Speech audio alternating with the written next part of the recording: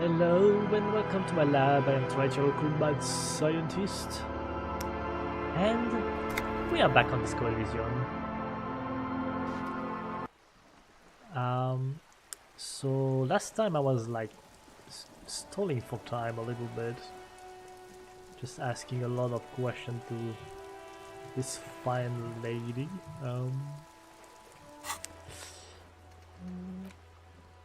Keep asking Joyce freak questions about reality. I'm gonna just do that. You're back. Good. What can I help you with? More lessons in basic reality? My favorite part of the day. Go ahead, ask me anything. Right, so what are you? What I am not is a basic term of reality. What is this? Spread your hands. A bird? A sphenicid? A flightless bird of the polar regions? Am I really that awkward? Am I really that awkward? Of course you're not, my dear. I'm just terrible at guessing games. I meant, what is this place here? Ah! This is the pier of Rue de Saint-Ghislain, 33A, where the tenants have been kind enough to rent me a slot. Ooh. Or two. What is Rue de Saint-Ghislain 33A? A pre-revolutionary tenement. Old buildings are called tenements, you see. And new buildings, bâtiments. After les bâtiments nouveaux. But 33A and 33B are not nouveaux. They're old. Also, it's nouveau. It's missing a U here. This one used to be 8 to 10 stories tall. A real high-rise by the standards of the last century. Built to mirror the skyscrapers across the bay in the Delta. That was before the war, of course. Who lived in them? Mostly the urban middle class, I believe. This was once primo real estate, before the cannons lopped 4 or 5 stories off. Oh well. Splat, splat. From a dilapidated balcony, Cindy's skull gives Joyce the evil eye, a red paintbrush held to her throat. You could be wrong, but from here it appears as if she's running the brush across her throat in a soaring motion. Well, that's not very nice. Wonderful. What a duffel. So what is that? Point to Cindy's skull. The girl in the old lady rags. Yes. Looks like a sullen and rebellious member of a teen infraculture. Infraculture. Yes, you and I belong to the supraculture. We're common, the herd. The music on the radio, the food in the chain restaurant, those are all too popular for the girl in the old lady rags. She prefers a fantasy world, an infraculture with its own dress code and vernacular. It is an illusion, I'm afraid. There is no refuge from the supraculture. I understand everything, make it more complicated somehow. That is an insane answer.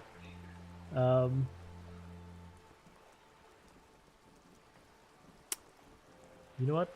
I want to see that. I can't. That's how simple it is. One may dye their hair green and wear their grandma's coat, all they want. Capital has the ability to subsume all critiques into itself. Even those who would critique capital end up reinforcing it instead. All right. What next? What next? Suddenly, you're not so sure you're part of the supraculture. I think I may be part of an infraculture. And what would that be? Disco. I can see that, yes. I dabble in those dark arts myself, not so long ago. I assure you, it was a thoroughly supracultural phenomenon. All permeating. Downright mandatory. What do you mean mandatory? Nothing infra about disco, baby. Baby. Your disco? Those days are long behind me. And even in the early 30s, I would say I was more of a new girl. Disco was a minor, but still enjoyable facet of the whole thing for me. The new? The new. A cultural era. And the name of the decade it ravished, the 30s. It came out of post-revolutionary Revachol. It was ultra-liberal. It involved lots of partying, as you might imagine, and champagne-coloured everything. By the looks of it, that would have been when you came of age. Now. She raises her eyebrow at you.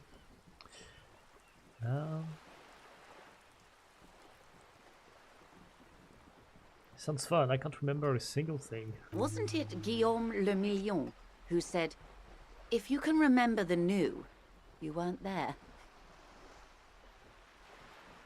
Wait, Guillaume Le Million? I was just thinking about that guy. Whatever happened to him? Ah, yes. This is not very central to reality, is it? I got it. Let's take it back to Reality Central. Maximum brio, officer.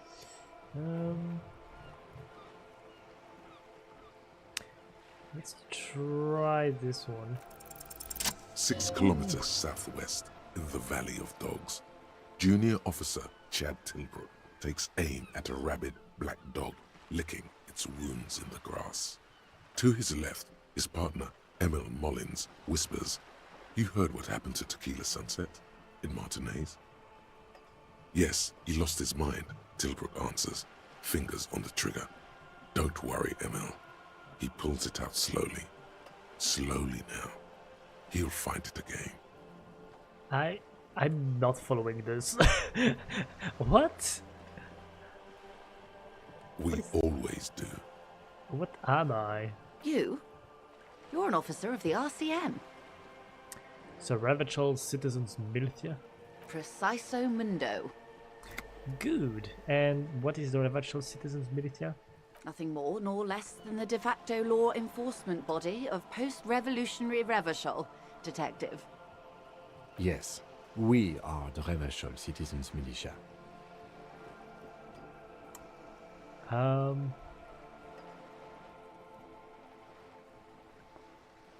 we? We are. You said de facto? Yes, that means not de jure. The RCM acts in what is poetically called the twilight of international law, both at the behest of the coalition government and to its chagrin. What do you mean? The RCM's responsibilities are defined by the Emergency, Wayfarer and Aliments Acts, 3 pieces of legislation keeping the city in a, let's be honest, laissez-faire stasis to the benefit of foreign capital. All 3 are good to know when we are out policing.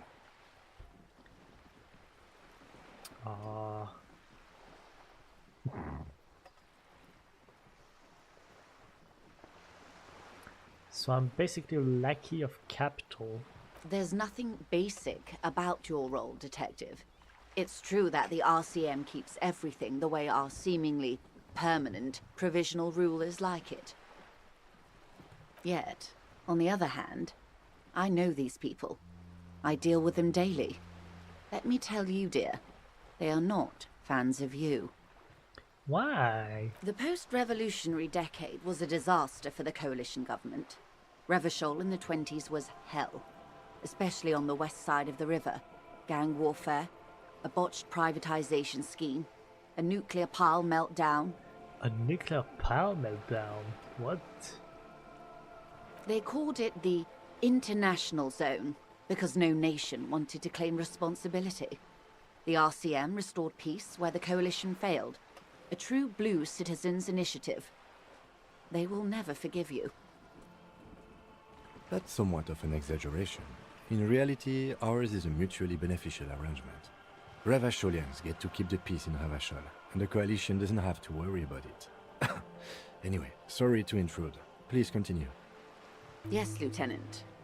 Permit me to conclude with this. Who you are, to me, is the police. The only legitimate law enforcement authority in Revachol. Well, thank you, ma'am. And if those authorities drink so hard they need help recalling the basic terms of reality, well, I'm here to help. Well, this one is 3%. Damn. Conceptualization. I have conceptualization 5. Yeah, damn. What was the Elysium Nothing again? more nor less than the Yes, we are the Revachol city. Yes, that means not de jure. The RC permit me to conclude with this. And if those authorities drink so hard they need, glad to have been of assistance. The little that I know. Anything else? Alright, I think I've had enough with that.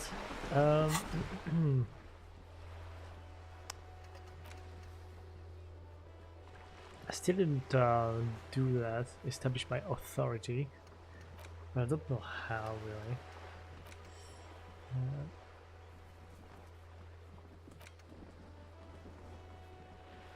Da, da, da, da,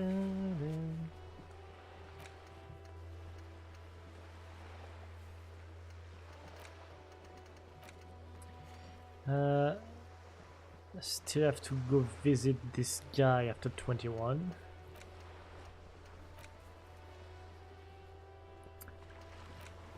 Keep searching for the color.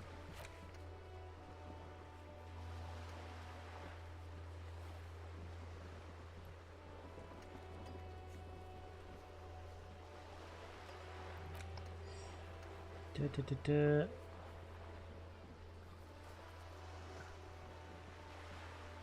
She could waive off the formality. Whatever the case, you need to know what she knows.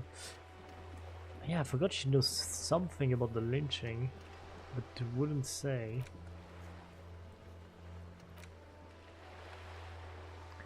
But I don't know where my badge is. And freaking Kuno. About the rest of the armor.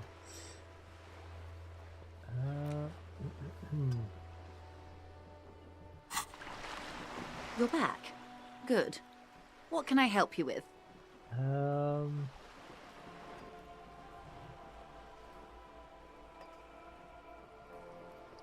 What was it?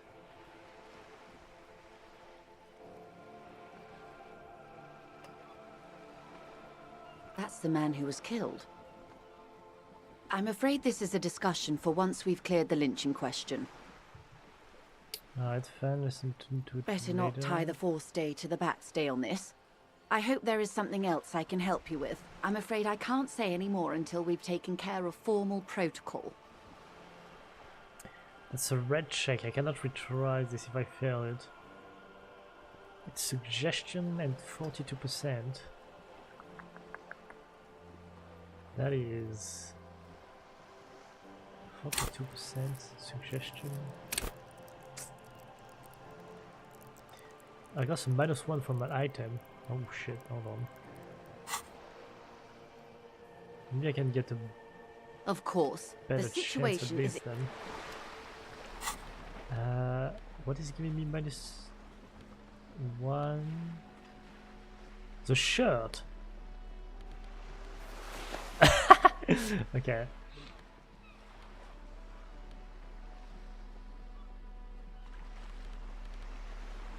Physical conceptualization drama. +1 suggestion, -1 half light. Ooh. Oh wait, that's not, doesn't go in there.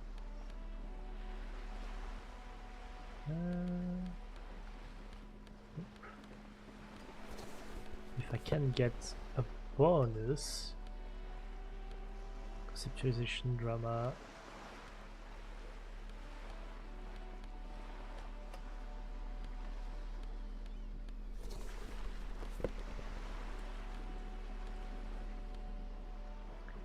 Oh, that's a jacket. I don't need visual calculus.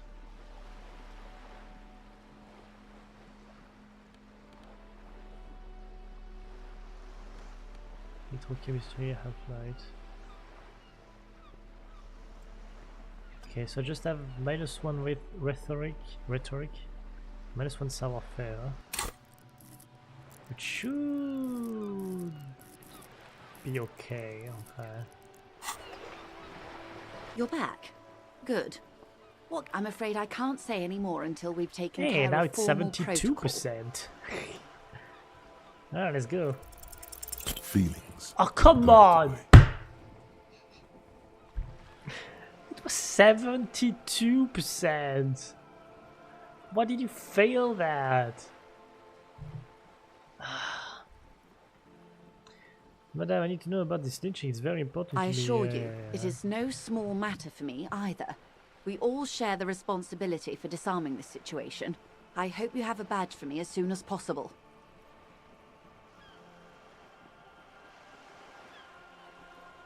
Oh, this one is good. Hold on. You have so much else. I have only this. Spread your hands. This is the entirety of my existence. She's silent. The wind flaps the sail above her. This boat, for example, had a home somewhere. I only have this case. Officer, No.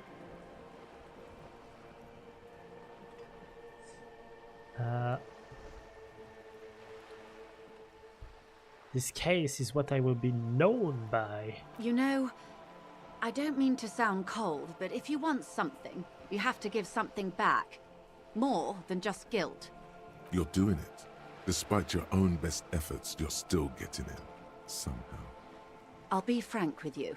If I'm going to break protocol, I need to be able to justify it to my superiors. They're going to want to see something tangible. Like what? The Union is conducting drug trade out of the harbour. It's an open secret in Martinez.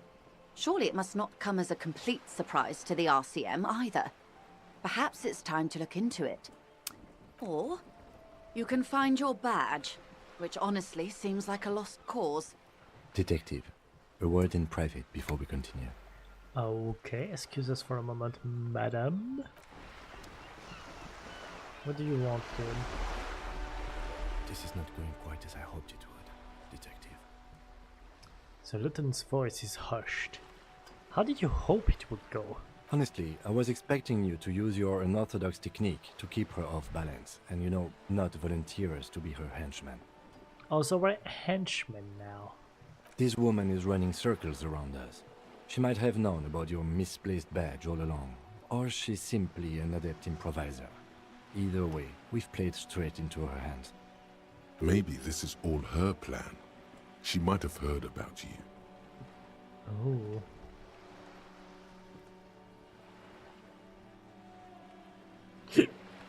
Ooh.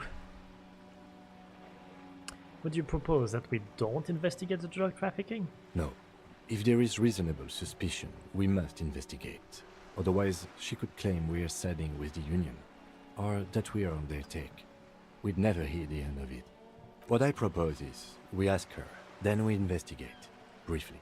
But do not share the outcome of this investigation with her. We tell her it's done, and demand for her information on the lynching. Uh-huh. I mean, yeah, why not?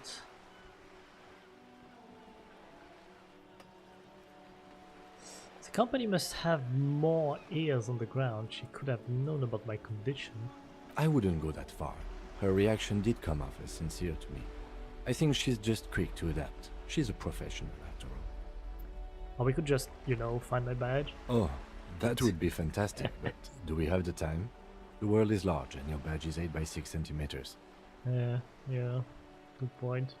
The situation might have changed drastically by the time you locate it.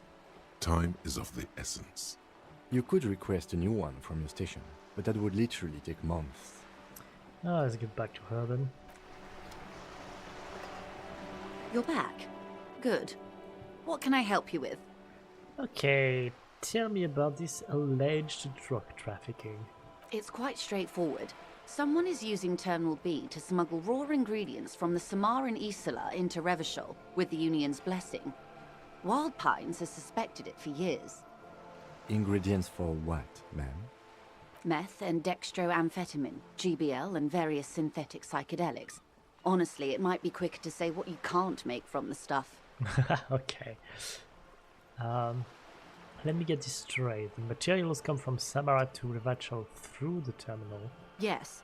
After they clear the terminal, we lose track. The actual production is taking place at various sites in and around Jamrock Quarter, north of here. Wildpine seems to be well apprised of the local drug trade, ma'am. Do you mean to say the Union also produces the product? Sells drugs, I mean? We're in logistics. It's our business to know. And no. As far as the company knows, the Union does not produce it. They transport the ingredients for a cut. And you want us to investigate? Yes, but you won't get anything out of Evrat and the Dock Workers Union. Still, every chain has its weak link. Oh. The handoff. The motor lorries at the roundabout. Am I going to need bolt cutters for this? Unlikely, officer. I'm talking about the lorries. Once the ingredients reach Jamrock, they're distributed to a network of local manufacturers, well beyond our grasp. But in transit, they may be vulnerable. Perhaps you've noticed that a number of lorries are tangled in a traffic jam at the roundabout just now. Interview the drivers who are still hanging about. One of them might be waiting for a crucial shipment.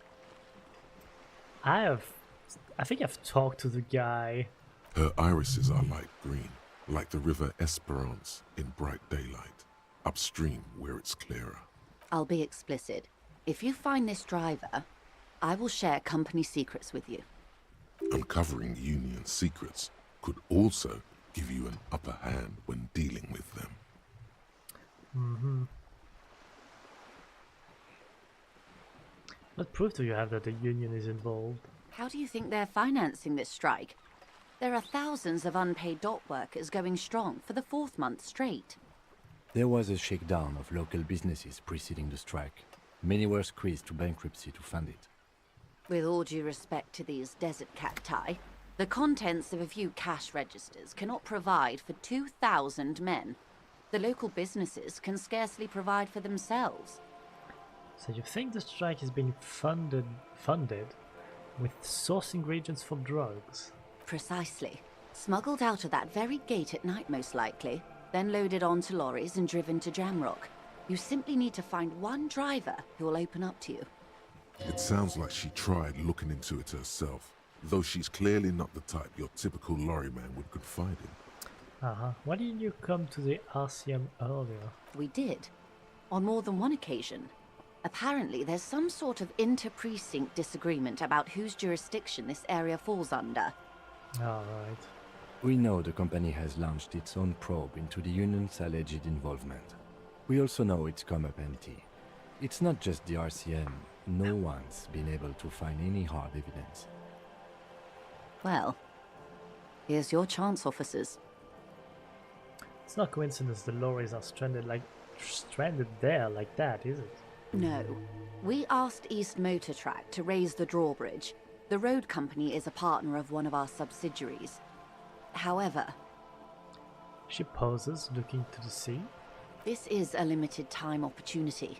Once the complaint has been processed by the Trade Committee, they'll have no choice but to lower the drawbridge, and the operation will continue. Thousands of litres of raw ingredients will pour onto the streets of Revachol. Not the east across the river, but the west. The vulnerable, the weary.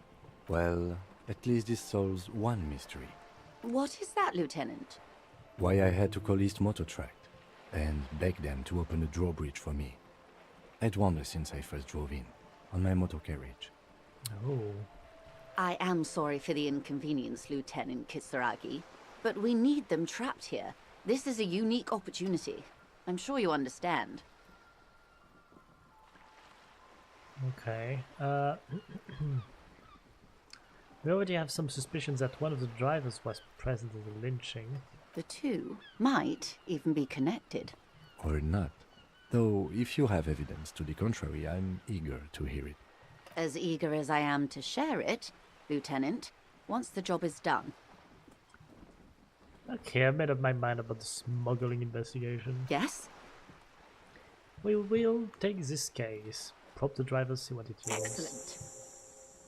According to my reports, there are at least 3 lorry drivers lingering near the roundabout. Hopefully one of them will know something. It may come to nothing, or it may just blow the case wide open. I can keep the drawbridge up for a few more days at least. You should have the time you need. In the meantime, let me know if there's any other way I may be of assistance. That's all for now. Well, let's talk to these guys then.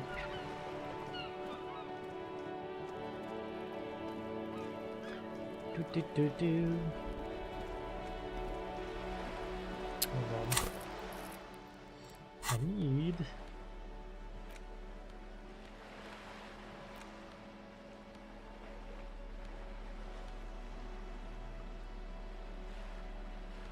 -2 authority, I forgot about that.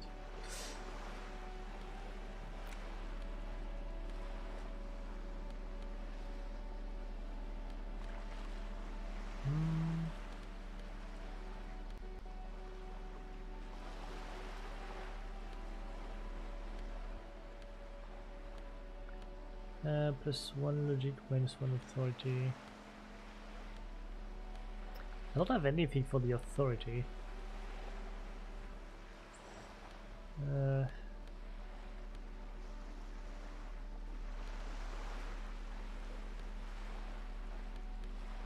That's fine.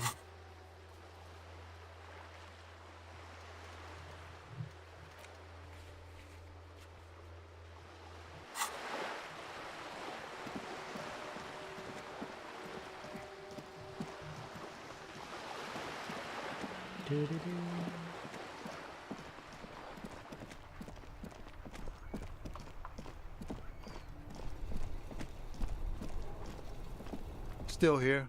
Stuck in this damn jam, my man. What's up? You seem like a man who knows about drugs. Ah, man. Me and narcotics go way back. Had some good times surfing the psychic waves of my own consciousness, you know? But those days are behind me. There are other addictions in my life now. Why the inquiry, my man?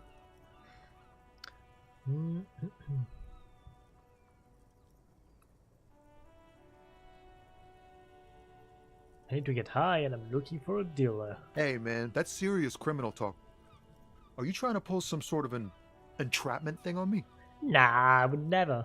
Entrapment is a practice whereby an officer of the law induces a person to commit a criminal offense that the person would have otherwise been unlikely to commit, usually through some trickery, persuasion, or fraud. Let me be straight with you. I'm trying to figure out who's smuggling drugs out of Terminal B. We have a credible lead, sir. Someone on this roundabout is waiting for a bulk shipment from the harbor to load it on their lorry and drive it to Jamrock. Not me, man. No way. I don't need any trouble. Shit's bad enough anyway. This jam's got folks up in arms, and I'm afraid it's headed toward a conflagration. Conflagration? That is a word. Wait, then why are you still hanging around? Gotta guard the stuff. Bosses don't look kindly on missing cargo, and it gives me time to work on my rhymes. A rhymesmith? This is quite credible. It goes with its cadence and way of speaking. Working on these rhymes clearly leads to muscular atrophy. Make sure you don't get hooked on poetry. What are you talking about? Who do you think could be conducting the drug trade then? Look, man, I try to stay away from the criminal underbelly of Revachol. I'm a guest here. You really need to find another man to probe with those questions. We wouldn't say he's lying, sire. Kinda wanna try, even if it's only 28%. Your best verse? You don't even have a bad verse in here. Just tumbleweed and liquor stains. Wait, no. What are you doing? She broke me. She fucking broke me. That's brutal, man. But you know, time will... No, stop. He's already mortified. Oh god, I can't stop. No, Tommy, these are my rhymes. Listen, she fucked me till I bled. Ah. That's, In the name of God, what are you doing?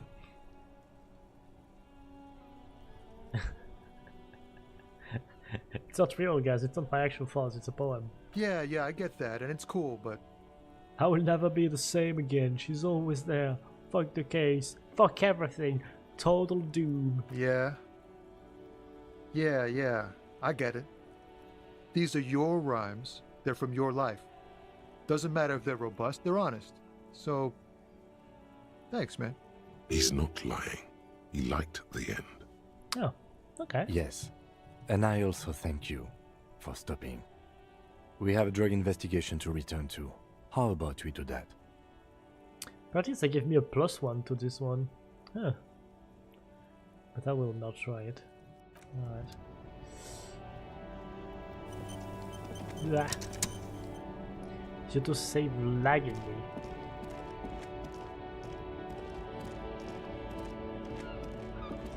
I think there was someone there behind. But that's not the driver. The woman still has her eyes fixed on the photograph in her hands. In the background, the radio plays. Snap your fingers in front of the face. If you want her attention, you may need to be more forceful. Snap your fingers twice. Where am I? Who are you? Like a magician recalling a subject from hypnosis, you've jostled her back to reality. Are you alright, ma'am? You were out. Never mind. I remember now. I'm still stuck in that traffic jam in the 50s. She adds with contempt. Well, when else would you be then? Back in Methka, during the time of the revolution. The sidewalks and cafes are filled with young people. I was on my way to see a new Boyadero picture starring Gabriel Buendero. I don't know any of these names. Until you came along, that is. The look she gives you is accusatory. Who's Gabriel Buendero? This is Gabriel Buendero. She shows you the photograph in the lavish amber frame.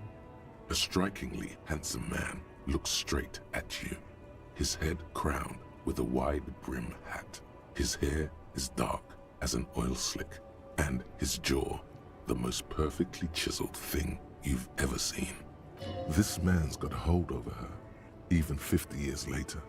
You can feel it. He was the biggest star of his day. Girls used to faint in the aisles of cinema whenever he came on the screen. And schoolboys used to memorize all of his lines. Really?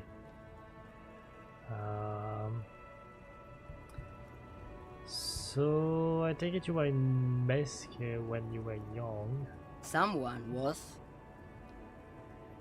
She notes as though her meaning were perfectly clear.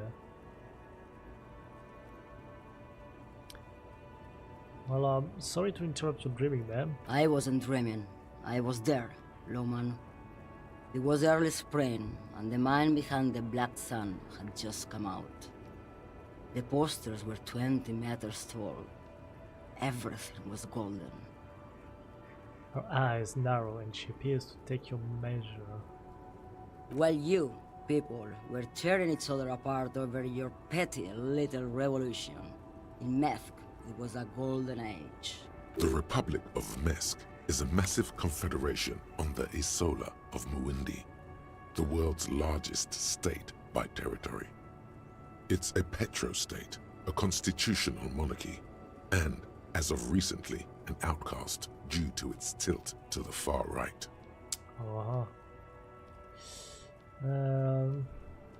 Right, I have some other questions for you. Police questions. Why not, Harife? It's not like I have anything better to do in this hellhole. She settles back against the railing of a motor lorry. Behind her, mountains of memorabilia, photos, and knickknacks line the dashboard. What are you holding? Diamonds. Diamonds, really? Of course not. No. But wouldn't it be marvelous if I was? Okay, but what are you really holding? Whatever stupid things they put in the lorry, I imagine. So you don't know what you're holding in your own lorry? I quit concerning myself with that a long time ago. Besides, I don't drive the lorry for the cargo, if you know what I mean. She says that as if something Narcotic is the real reason. Hmm. Well, what if the cargo is contraband? Then it's contraband, Lawman. What? Do you want to take an old woman in? Be my guest. Lock me away like Bad Hand Hermenegildo. Bad Hand, Hermenegildos's bad hand, strangled 300 people. Ooh. What can I say? Some people just really like strangling people. Okay.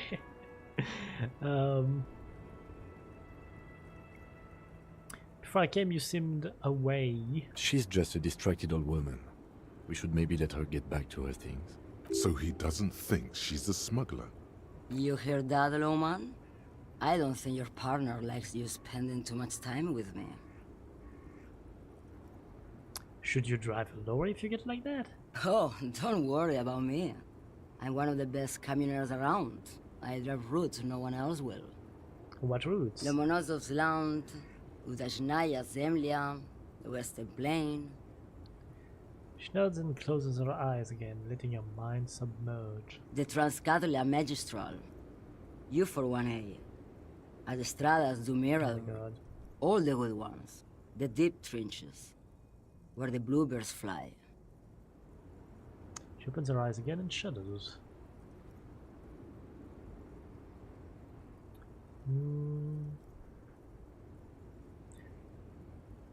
I'm something of an expert in blacking out. You should take better care of yourself. You're right, Lawman. I'm the one who should take my health more seriously. Thank you for looking out for me. A correct appraisal. You're quite shabby. Is that all you woke me up to say? You seem like a woman who knows a thing or two about drugs. What do I need drugs for, Lawman? What I see, what I feel, the great adversary, no drugs can compare.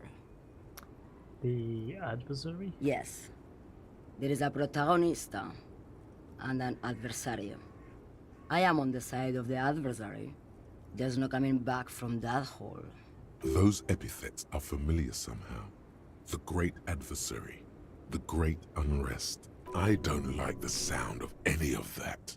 Sounds like a horrible drug. The worst one of them all. That's not really what I was getting at. Then what were you getting at? Maybe if she thought you're corrupt.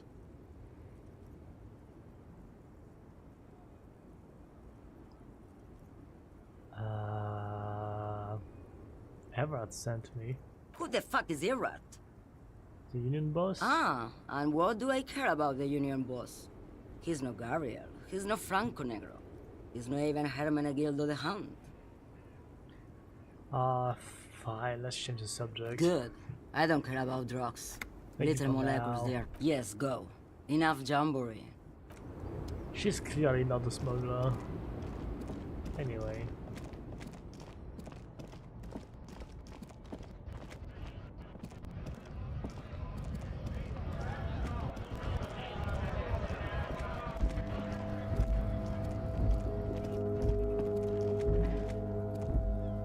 Who are you? Looking for something, Rod? Come to tell me to fuck off again? Oh. What are you holding? Oh, not much anymore. I'm here to pick up some cargo, but the dock workers are on strike, so it's a sit and wait on your ass situation. What kind of cargo are you supposed to pick up? Apples. Apples? Yeah, apples. I take it you had other questions? He's given you the runaround. Let's be honest, you were bested. I got to fill you on rhetoric and it says it's giving you the runaround. You're a lorryman, right? What's your stance on drugs? Drugs? They're shit, man. I don't let anything pollute my body. Why not? You know where that shit comes from? Sarah Miriza, Safre, Ilmara. They take the money from our local junkies here and then use it to outcompete us in the manufacturing sector. They know they can't beat us in a fair fight, so they have to get us to weaken ourselves somehow.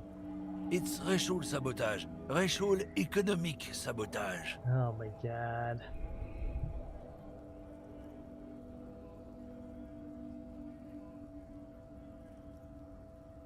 Listen, I agree. It's our responsibility to keep this poison off the streets of Ravage Shore, right? He eyes you warily, unsure how to respond. This goes on for about 2 seconds. Then, I don't know shit. And if I did, I wouldn't tell you. Then what are you still hanging around here for? Most of the caminos have left. What do you think? I can't leave the lorry unguarded. Stuff's been getting looted lately. It's those little kips sneaking around at night. If they touch my stuff, the bosses will be on my ass like ass cancer. there was a bunch of spilled boxes in the back of a big lorry nearby. Ooh. I did see one lorry with the trailer doors open on my way here. Do you know what happened? Yeah, I knew that guy. He was an honest driver who loved this country. We were having a good debate about genetics at the Wheeling in Rags when some Kip boys smashed his lock and took damn near everything. Lost his fucking job over it. Since he left, I haven't had anyone to talk to. If they were getting drunk inside the Whirling in Rags, how could they know who broke into the lorry? True. If you were in the whirling, how do you know it was Kips who broke into the lorry? What? Aren't we allowed to say that it's the Kips who do all the stealing around here? That's not road to science, man. If it's not you, then who's running drugs through Terminal B? Isn't it obvious? Fucking Sealang, that beady-eyed South Samaran. His little side business is a scam. I wouldn't be surprised if he was peddling drugs as well. Who's that? He's a Samaran guy who likes to pretend he's some kind of businessman. Really, this guy. He's just selling his employer stuff. Stuff he stole after he broke the seals on his Humanox lorry. Where do I find him? Just follow the smell. It smells like apricot and oil when you're nearby. The lorryman lets out a raspy croak at his own sense of humor. Yes, yes. Where is he? Looks like I offended your partner there. Too bad. Sealang's usually a little bit south of here, near the canal. You can't miss him. Just watch yourselves. His tribe are natural liars. It's in their blood. He's your man, all right? 100%. I wouldn't be so sure about it. Not until we've heard what Sealang himself has to say. Guess we need to pay Sealang a visit then. Guess so. We're done now. And I got a freaking point, which I might get into authority again. Actually.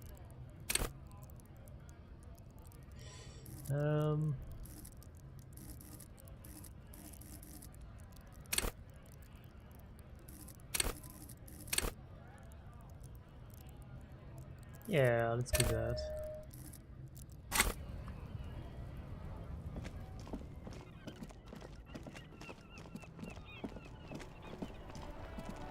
Then... Okay, this guy was over there. There he is.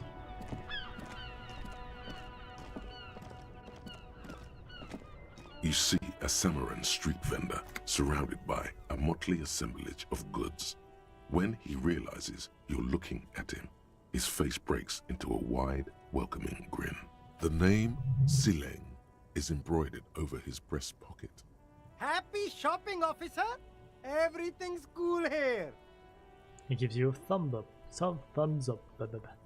What's so cool? Everything's cool. The goods are cool, the customers are cool, the place is cool. And one more thing, officer, you're very cool. Bang, bang, bang, bang! Really? You think I'm cool? Oh, yes!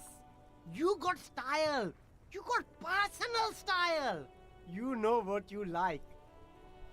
He surveys his consumerist kingdom with an air of satisfaction. You like premium menswear. Look around and browse. Everything looks cool on a guy like you. Take your time. So, Sailing, what's your stance on drugs? Drugs? I don't go in for that, officer. Drugs ruin lives. Unless you're into drugs, of course. In which case, drugs Oh are my God. excellent. Mwah! Tasty, tasty drugs. Uh-huh.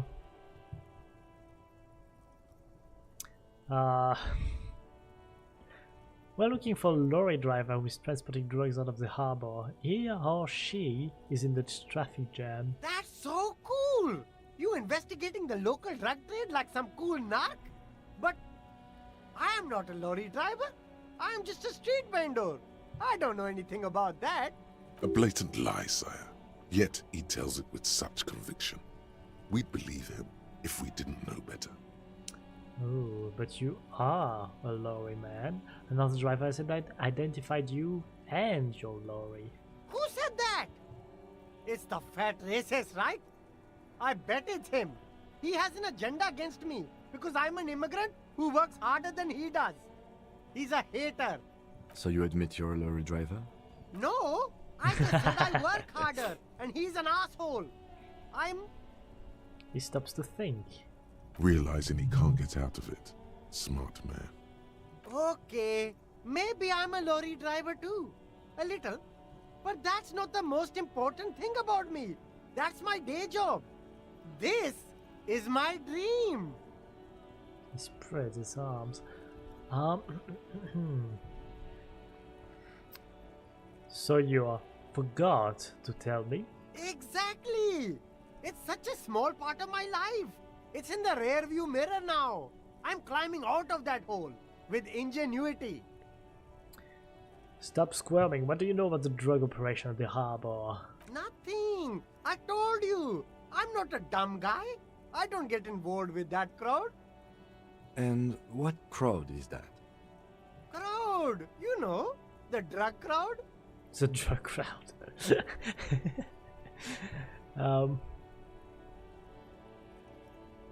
Okay, if you don't know, then I'll tell your employer you've been selling his stuff.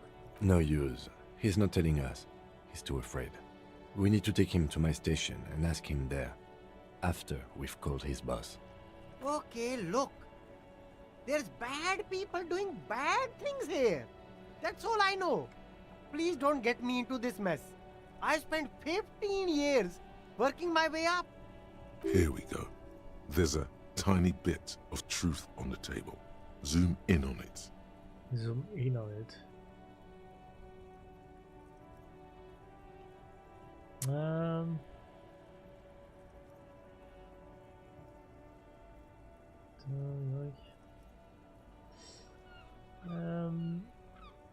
Yeah, fuck it. If you don't want to get into this mess, you have to give us a reason to move on. It's a she, okay? The other drivers call her the lady driver. You're better off staying away from her. The way they talk about her, she's no lady. Okay. Interesting. Could this driver be connected to the Hardy Boys? Oh, is it the mysterious girl of the Hardy Boys? Oh no.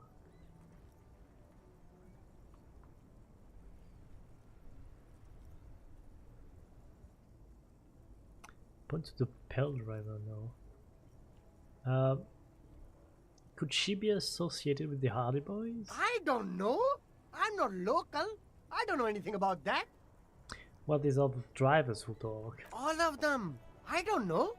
I told you all I know. Are we cool now? I really want us to be cool now. Who exactly is talking about this lady driver of yours? The racist or the other one with the tattoos? All of them. Even the ones who've left. I don't hang out with them. I don't remember who has tattoos. Uh-huh. Is the lady driver the old woman back there? He's gonna say no, but I'm gonna ask anyway. I don't know. Maybe. If she is, I haven't gone near her. I don't get involved. I told you. Okay, All we're cool now, I right. guess. I scored. Let's cap this off with a purchase. You can walk away from here with funky sunglasses, detectives. Both of you. You deserve it. Where are you from? Me? It's a boring story, officer. Who cares about the past? I'm all business now. All Revachol. This man probably comes from Seaguy, sometimes known as the Apricot Suzerainty, an archipelago in the Samaran Isola. Better not to mention. Sounds good. Let's get back to business. Very cool. I Have a look around.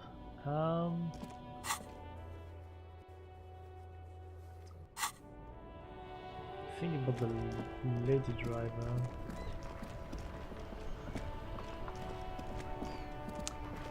Somehow.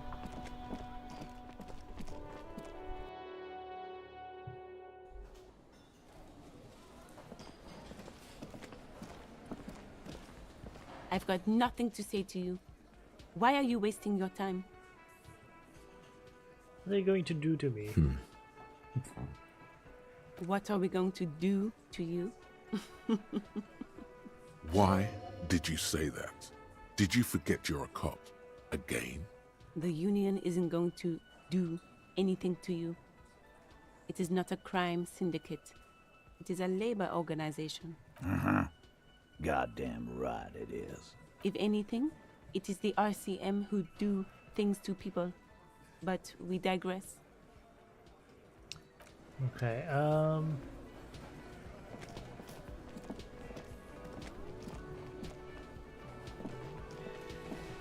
Oh, hello, dear.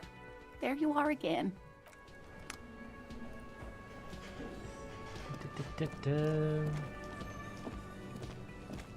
The man ponders his cooking. No, I won't get anything.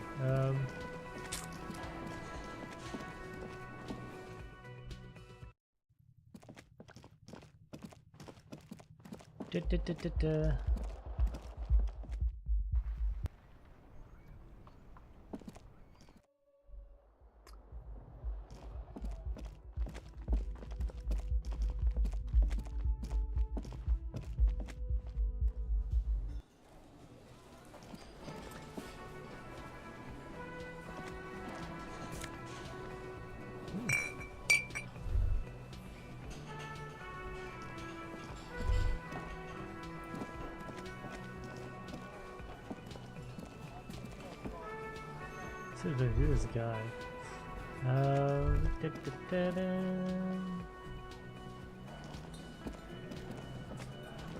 Looks like the circus left town, but the clowns are still here. I got 42% of the established authority. That's pretty good. That's pretty good. I'm gonna try. Established authority. Yes. Authority. Feverish thoughts race through your mind. I was almost there. 15 against 16.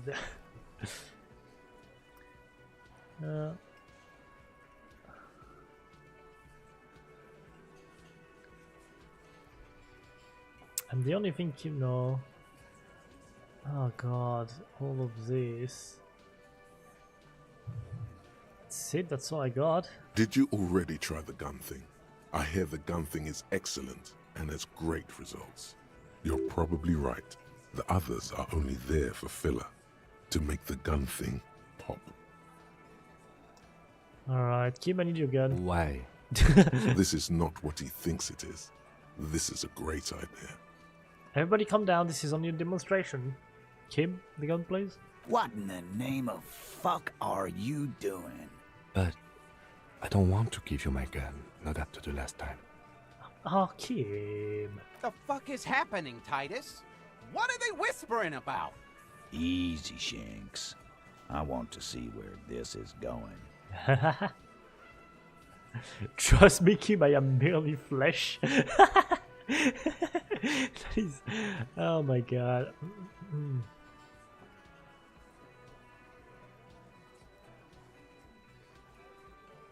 What am I doing? What the hell am I doing? I want to turn back. There is no back. Detective, We don't have to demonstrate anything. Let's just get back to the questions. There is no other way. Silence. He tilts his head to the side, inspecting you. A brief moment passes. Then, Be careful, it's loaded. He's actually giving me his gun. Why? Why? Kim, please. He unholsters and gives you his firearm. It feels oddly light and buzzing in your hand, like a funny toy. good.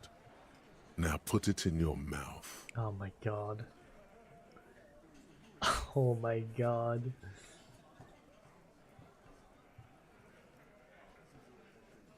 Gives a gun back. This is getting too scary. Thank you. So, questions? Yeah, I have one. What the fuck was that, you Nancy's? Nothing, just a minor misunderstanding.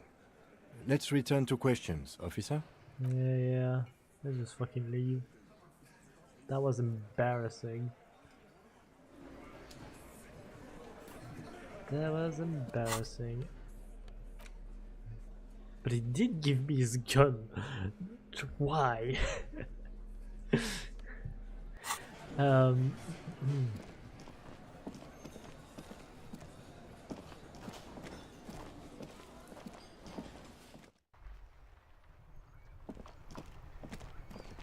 Da, da, da, da, da.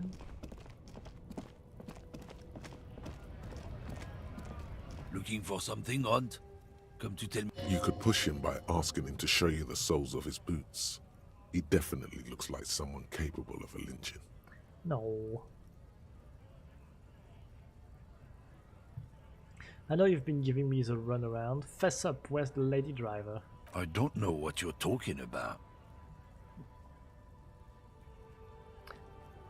Then why are you smirking? Listen up, fuckwits. You don't scare me. You cops don't run Revachol West. You don't run Martinez. You don't run anything. Just tell me who the goddamn lady driver is. You're all bark and no bite. The real dogs are up in Jamrock. Everyone knows that. You mean La Puta Madre? A legendary, and not in a good way, Oh my crime god. boss from Jamrock. Controls what is probably the most powerful organized crime outfit in Revachol West. Yeah, him. Cross your arms and nod. Then I presume you are familiar with his peonies. Yeah, they're his little bitches. He's got them all over the unions. Not just the unions. He has peonies everywhere. Some say he even has them in the RCM.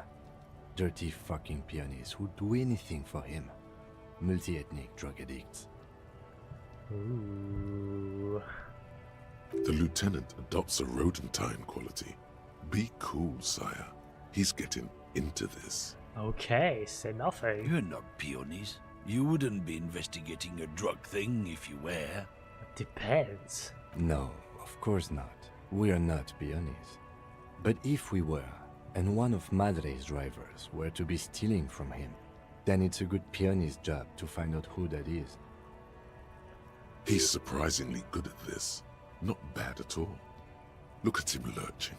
It's not a hard job. It won't take a long time. It won't make Padre Madre angry.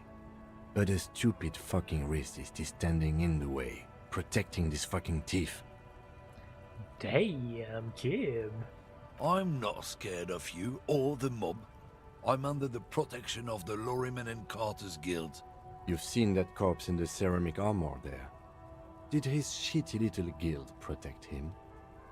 Nah, you wouldn't just leave him out there if you... He tries to light a fresh cigarette, but his hands are shaking now. The sentence simply ends.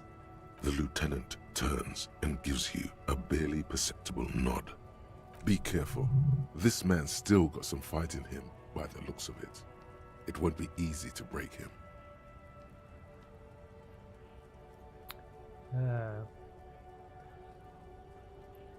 Half-light. Hold on. I can improve my half-light, I think. Did I add something?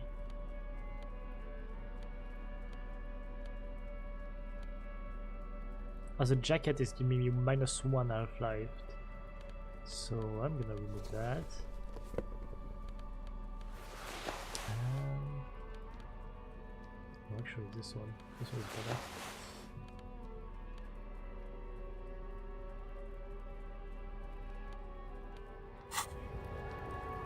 Looking for something, Runt? Come Now to it's tell me to fuck off again? 58%. Let's try. The main thing is to not overdo it, even when you're trying to scare someone. The most important thing is, how does it look on your resume? Why don't you and me step outside for a little talk? Fuck you. What do you think we're doing right now, Runt? We're outside, talking. Damn it, I meant, do you want to find someplace private to... No shit. There's some kind of homo thing? Yeah, damn it. No, of course not. Just tell me what you know. Ah, come on! Make me, Runt. We'll just have to ask someone else about the lady driver. Let's go. Let me see the soles of your boots, though. Been admiring the stompers, Runt? For sure, I can demonstrate them. He lifts up to show you his left foot, then the right. On the bottom of the man's boots, you see an intricate tangle of treads with no immediately discernible pattern. What's up with your soles? It's Revachol. Where do you get boots like that? Custom made. Cost me a pretty penny. He rubs the back of his balding head. But why? You'll see when the time comes, officer. True patriots carry Revachol in their very souls. Technically, you're stomping on Ravachol every step you take. I know you people don't understand poetry. Yeah, fuck you too. Ah.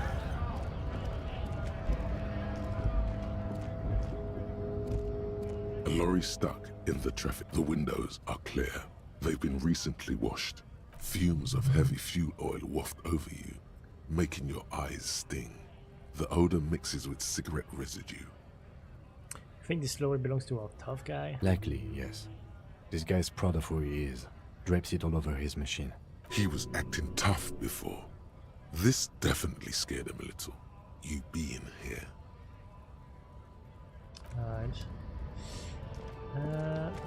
What was the other driver? Actually, does she know?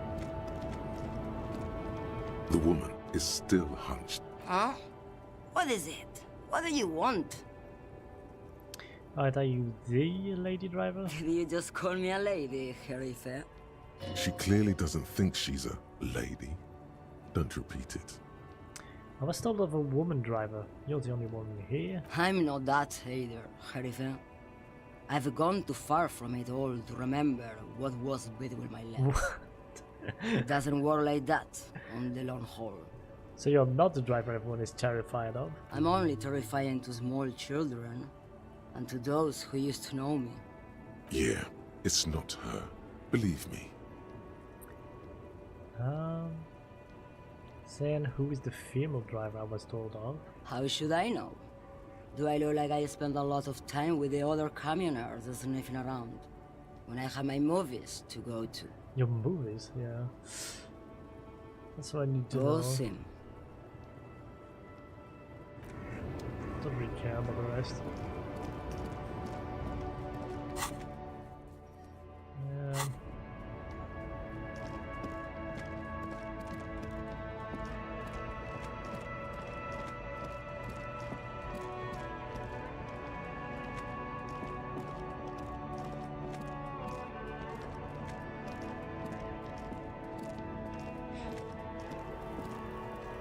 Still here. Stuck in this damn jam, my man. What's up? I heard that one of the drivers is a woman, but I don't think she's here. Do you know this lady driver? I don't want to talk about that. Oh, come on. Why, do you know something? What is it? Man, I was hoping it isn't gonna be her. All I can say is, she isn't around here anymore. She isn't some evil drug trafficker. And I don't know where she is.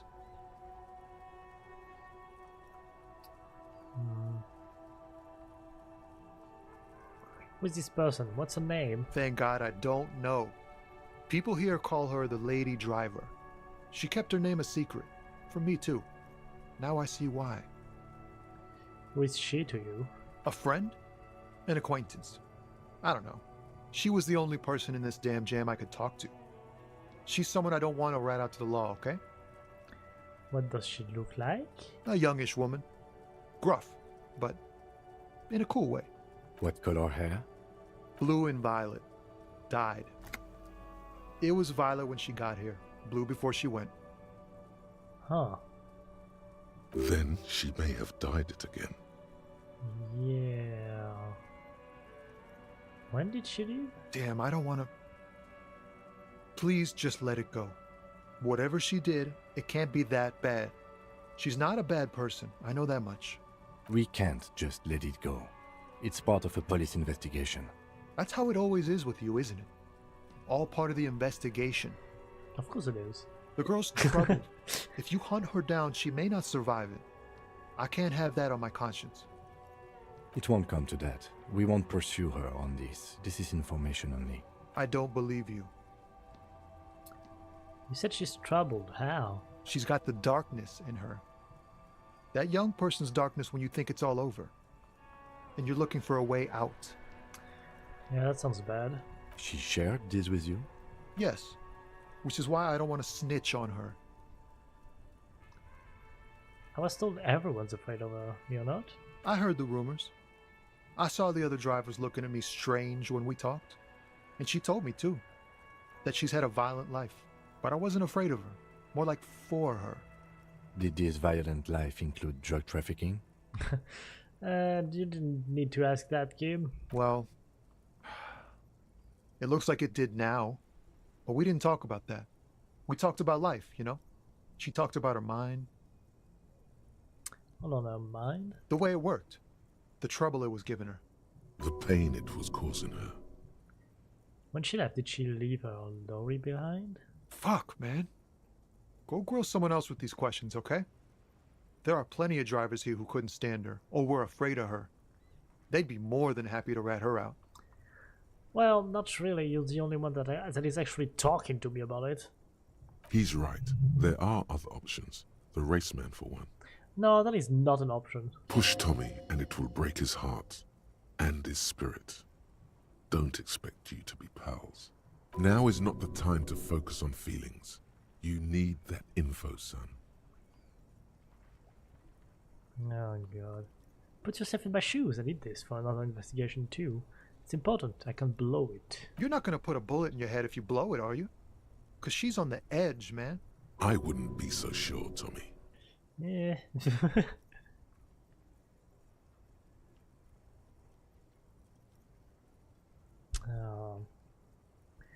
Don't really want to talk to the race guy again.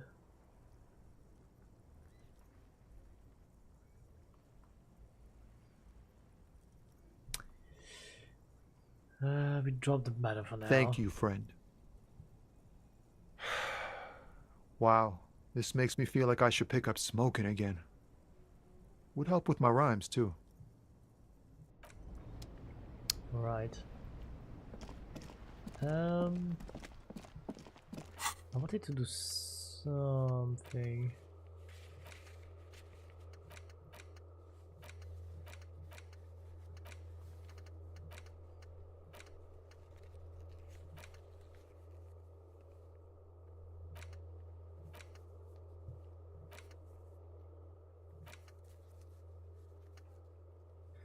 Da, da, da, da, da.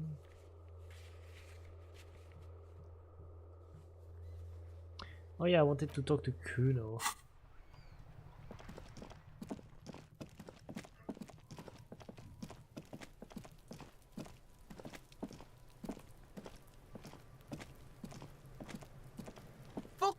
everything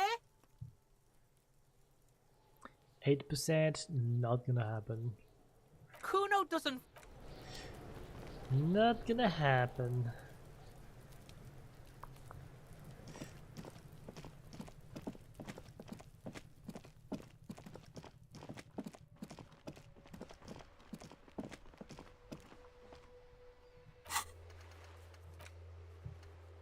Need to wait until 21. It is not even 20.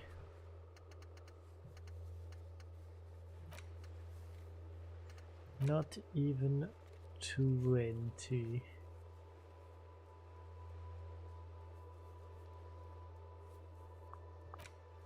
Still didn't find a murder weapon.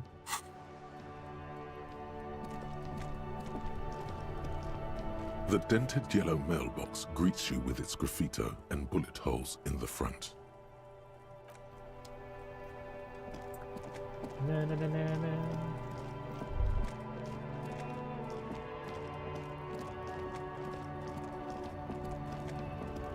Looking for something, Hunt? Come to tell me to fuck off again? Need to level up.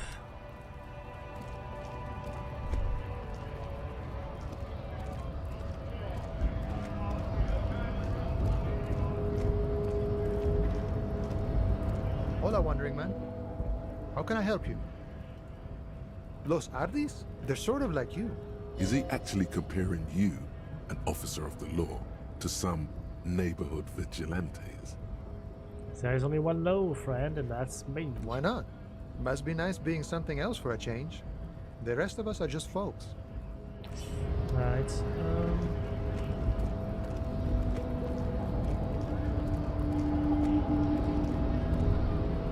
I wonder.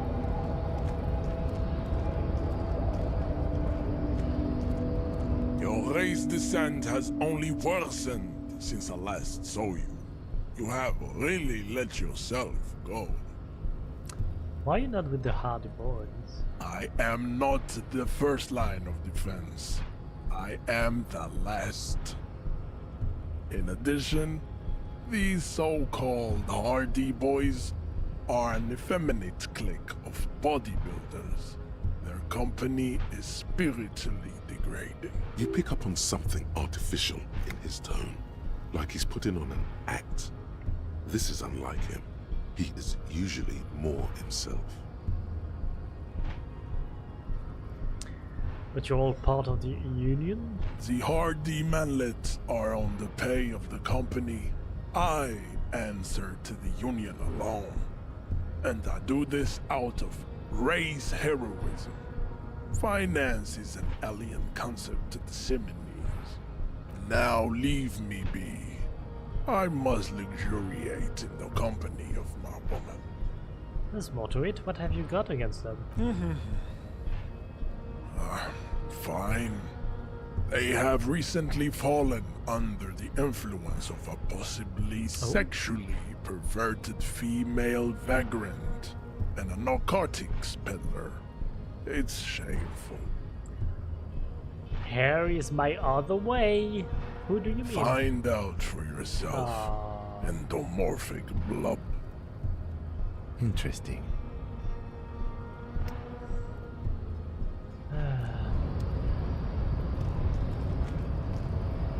Wait.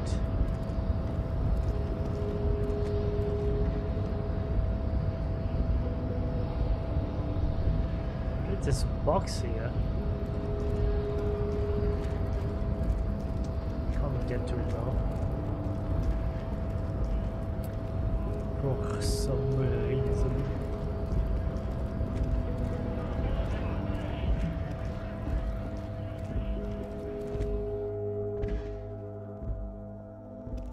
Oh god. The tear machine stand. Your bottles clunk.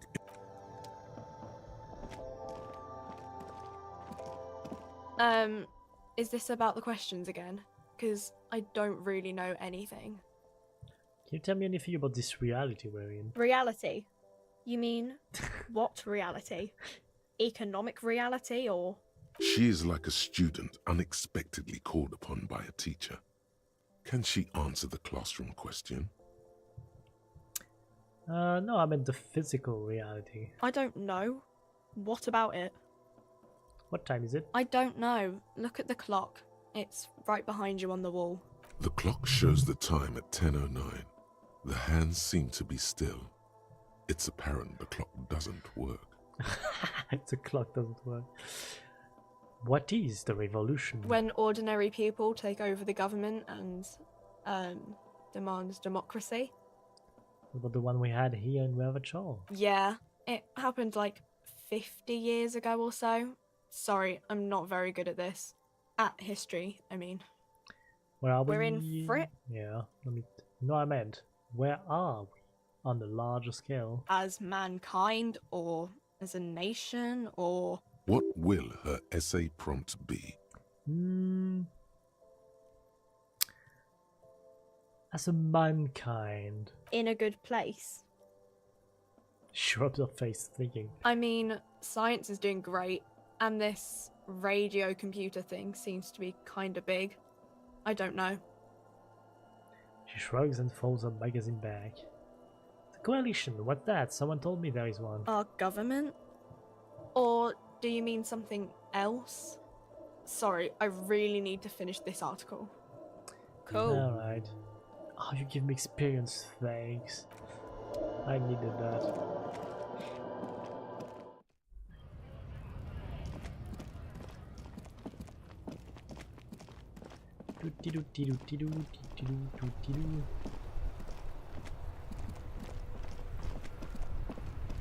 Hold on, I remember something.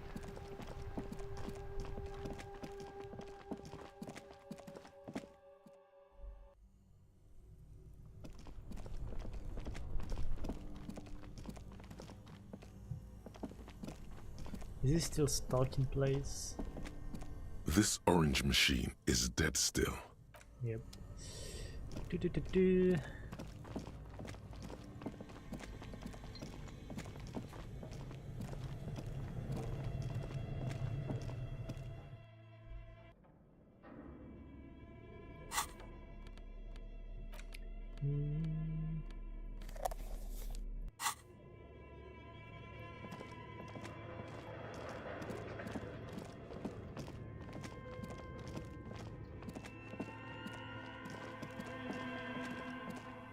Hello there. Oh, it's you again. Are you looking for a die?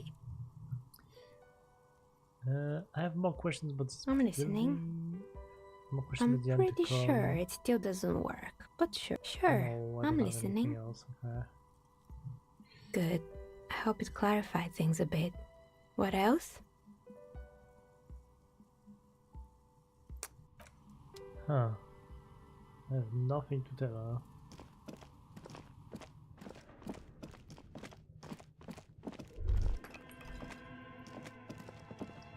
I don't know why I like this place.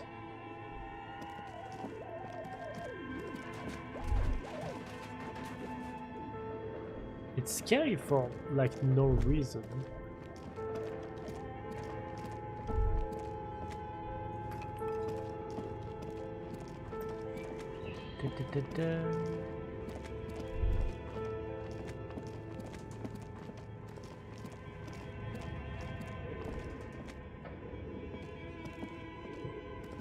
The barbell waits patiently on the floor like a dog for its master.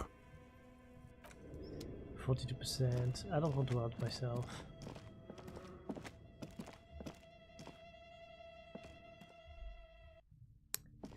I don't want to hurt myself.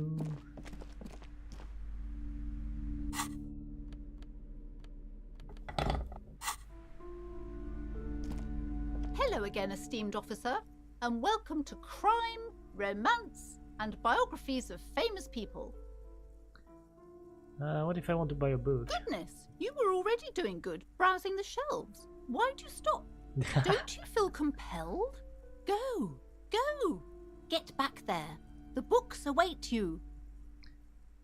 Okay, I'll take another She look smiles then. and nods.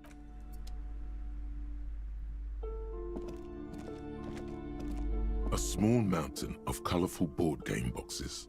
There are numerous types of games for all ages. A lot of shelf space seems to be taken up by Wirral-related merchandise. 25. Wonderful board games, sir. The Viticulturist is a classic for sure, or perhaps you'd like Archipelagos of Insulinda, a very educational game for those interested in geography. Raubritter is a fun game of economic competition, but can get quite intense after a while. We have games for the whole family. You can play with your children. I don't feel as if I have any kids. Friends are technically like family.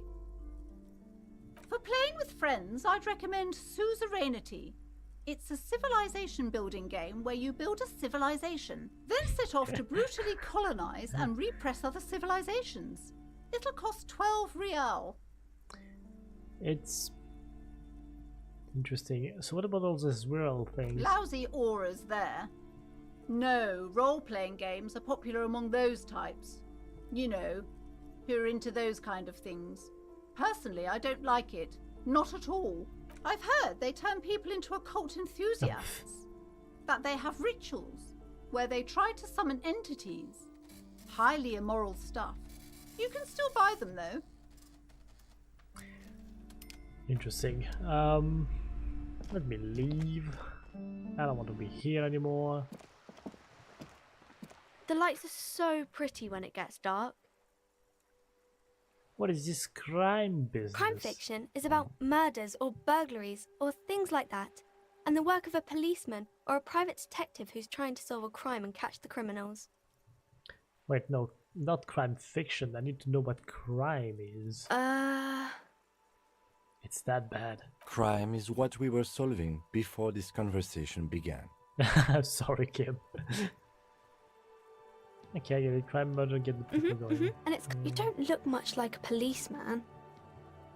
Ah, well, what does a cop looks like then? Didn't mean to offend, sir. Sorry, sir. It's just that you don't look like Dick Mullen. Freaking Dick Mullen.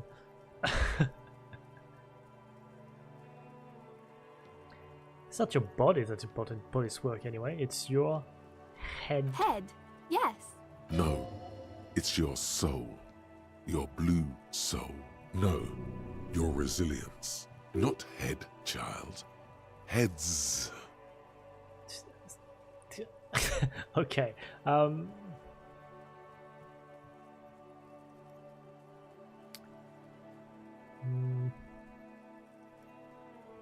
just say soul.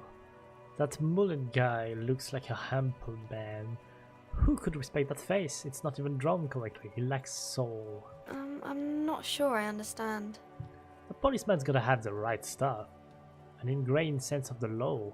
No one would follow a weakling like Mullen. If you say so, sir. He's just a fictional character.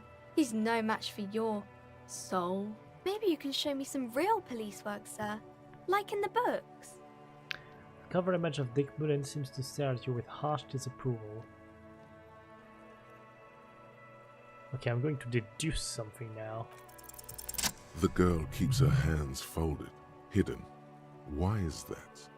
Hey, why do you keep your hands folded? What do you mean, sir? She looks wary.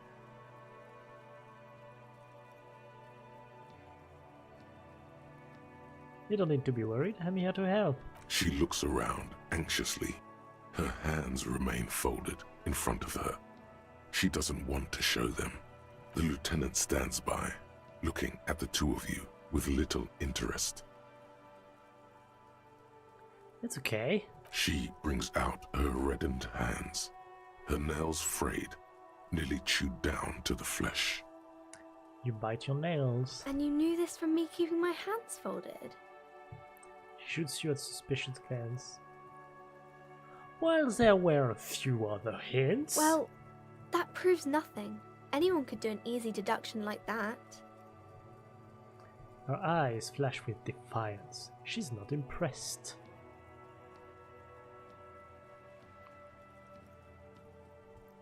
Want more? Bet I can figure out why you bite your nails. I got a few reasons in mind. She nods, half provocative, half enthusiastic.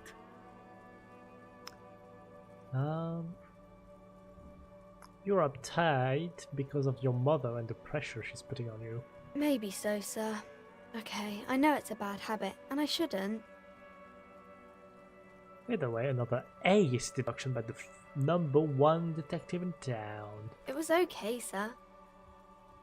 She still got a rebellious streak. There's more that can be achieved here. Ask her to do the same. You think so? Fine. Do better. They do something about me. You're quite sober. She snaps back quite quickly. The lieutenant does not flinch at the comment. He does not flinch even a single bit. He is intensely not flinching. It takes effort. Okay.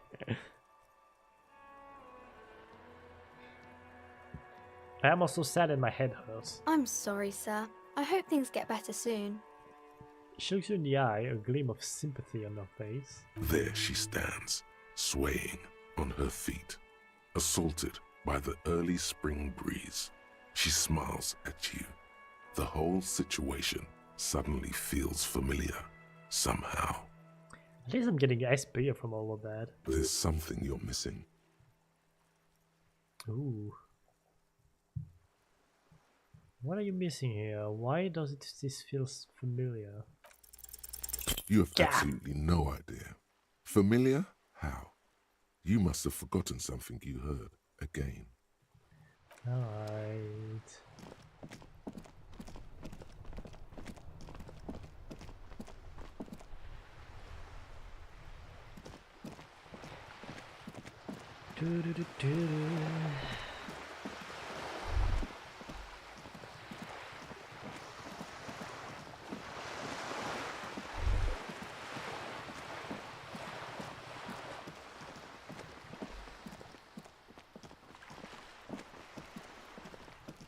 Never saw that. This is a wall on the side of an apartment building.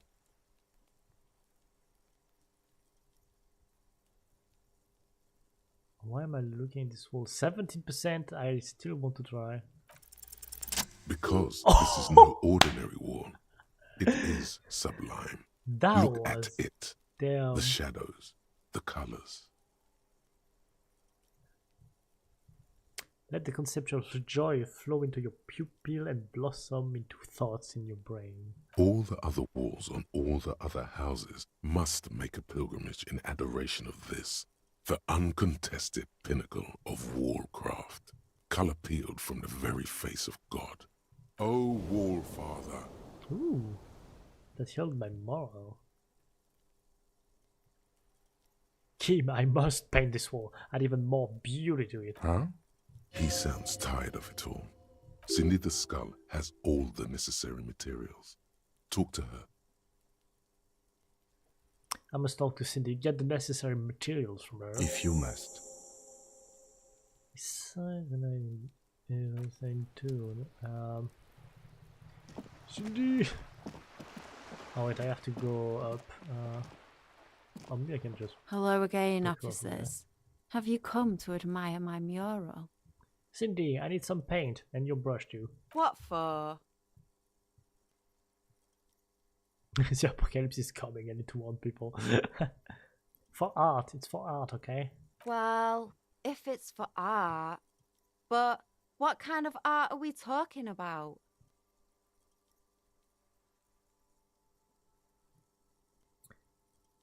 Everything is sudden shit and we need art to make it okay. Just give me the brush. Sounds like you're just about to live out your self-pity, not make a statement. I can't have shit art on my conscience. You'll see, you will all see and tremble. Yeah, not gonna hold my breath, Piggy. You look like you'd suck. Everything really. You know what? Why not? They do say the painter always paints his own portrait. Aw. Man, that's lame. No, it's great. Ah, you ain't meant to have whatever sort of you know from the inside. That's pretty fucked up. Even for you, Piggo. Okay, I won't do that. Please just give me some paint and a brush. I need to do some art. You're a real sad sack. You know that? Go ahead then. Art it up. Just try not to hurt yourself. And no self-portraits. Thanks, Cindy. Oh, but I'm all out of fuel oil. Oh. You know what you should be able to find in your government-issued vehicle? Red-dyed heavy fuel oil.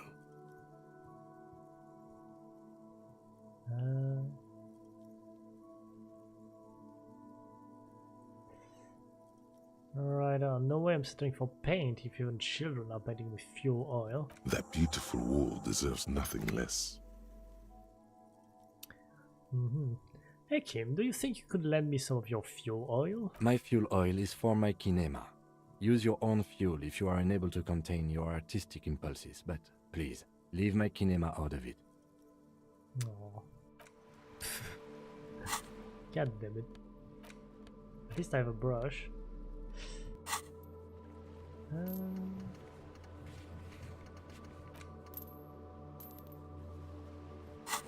Oh, maybe the trader has some actually.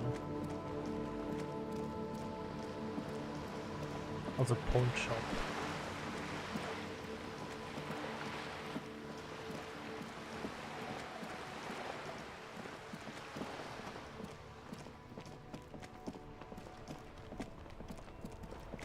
Da da da da da.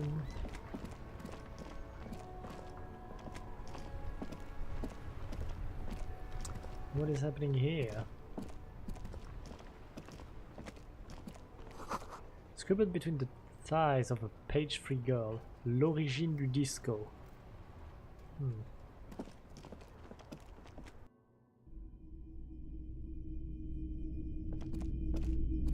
Hello, hello.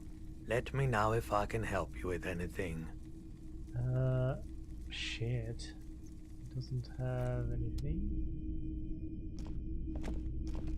Wow, a very large red t-shirt with an impressive print stands out from the other garb. Oh yeah? Oh yeah, the print depicts a muscled man striding toward you, a giant sword in each hand, encircled by burning embers.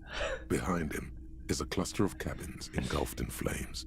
Beneath him are the words, Hyundal burning. The antlers on the hood of the man's cloak and his piercing blue eyes are familiar. Sniff the t-shirt. Smells like worn cotton and a little old sweat there. Worn cotton with a side of flea market or trash bin. Sniffing is okay, but please don't try anything on. Can't have you leaving your photon emissions in the fabric of things you're not going to buy. What is he talking about? Photon emissions? My god.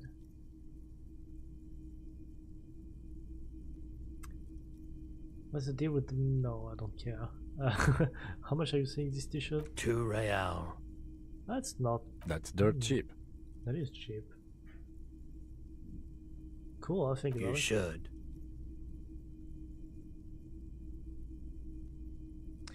+1 physical, +1 shivers, but -2 authority.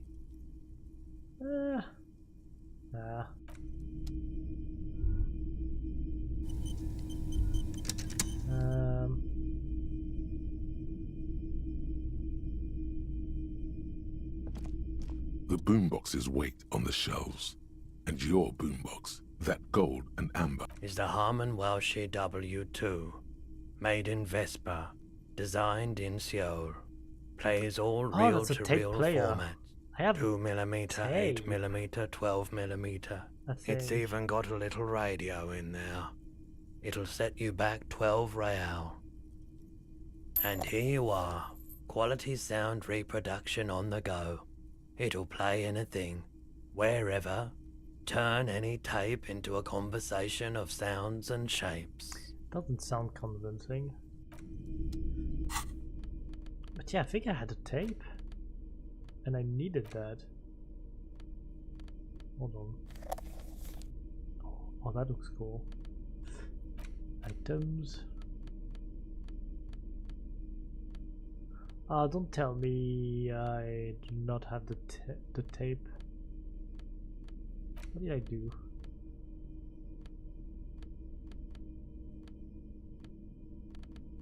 I thought I had a tape. Fuck. Well, at least if I have a tape, I will be able to use it. Anyway, Hello, hello. Let me know if... Of course. It's in working order still, isn't it? Just pick your tape and set it spinning. yeah, even I says that I have a tape. What?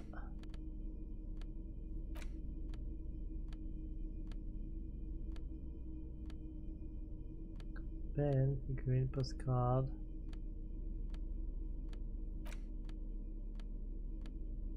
Did I?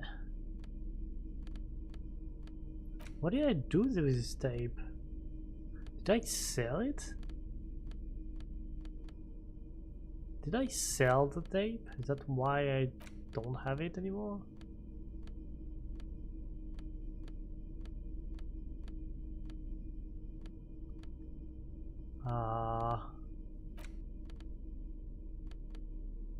Shit.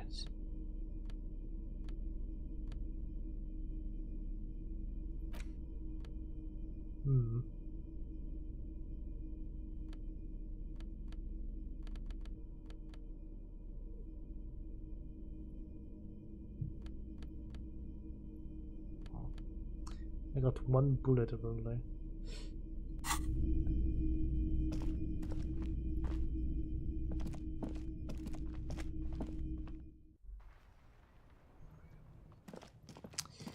Oh well. A rusting control panel. This panel usually...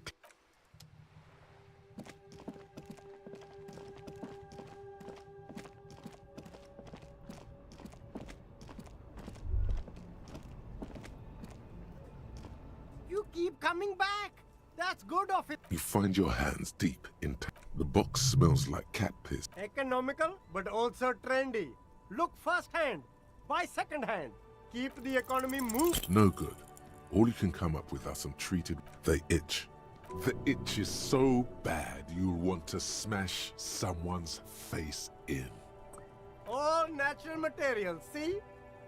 Real wool, 100% skin friendly. And Wait, they're this yours sounds for right. only 2 real. Yeah. The speakers below are banged up and worthless. The sneakers triumph over them. They're the star of the show here. Right.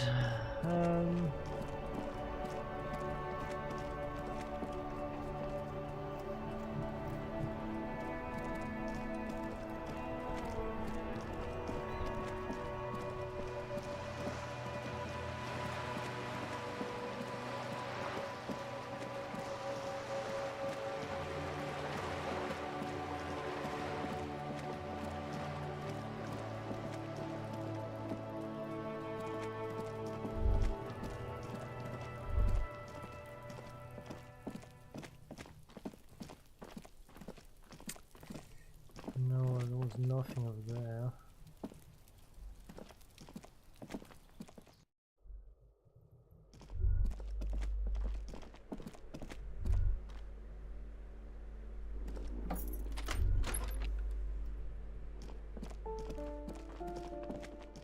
Da, da, da, da,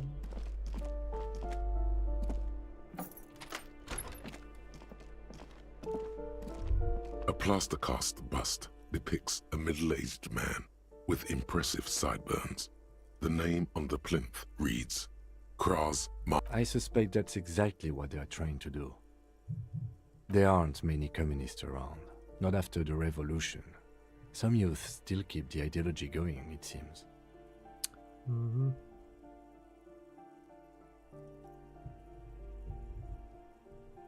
He was definitely controversial. The tenant here seems to like him. There aren't many communists around.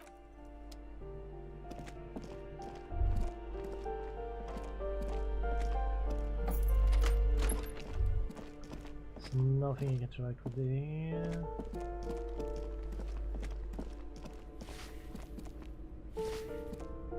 Give me a moment. No, I won't. I can give people moments.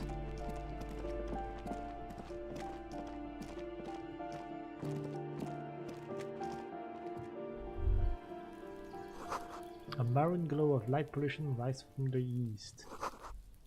Real distant traffic. Night is falling on the city. Ooh. This door is made of metal. No one answers. We should return in the evening. At 9 p.m. the earliest. Yeah, I still have to wait 30 minutes apparently.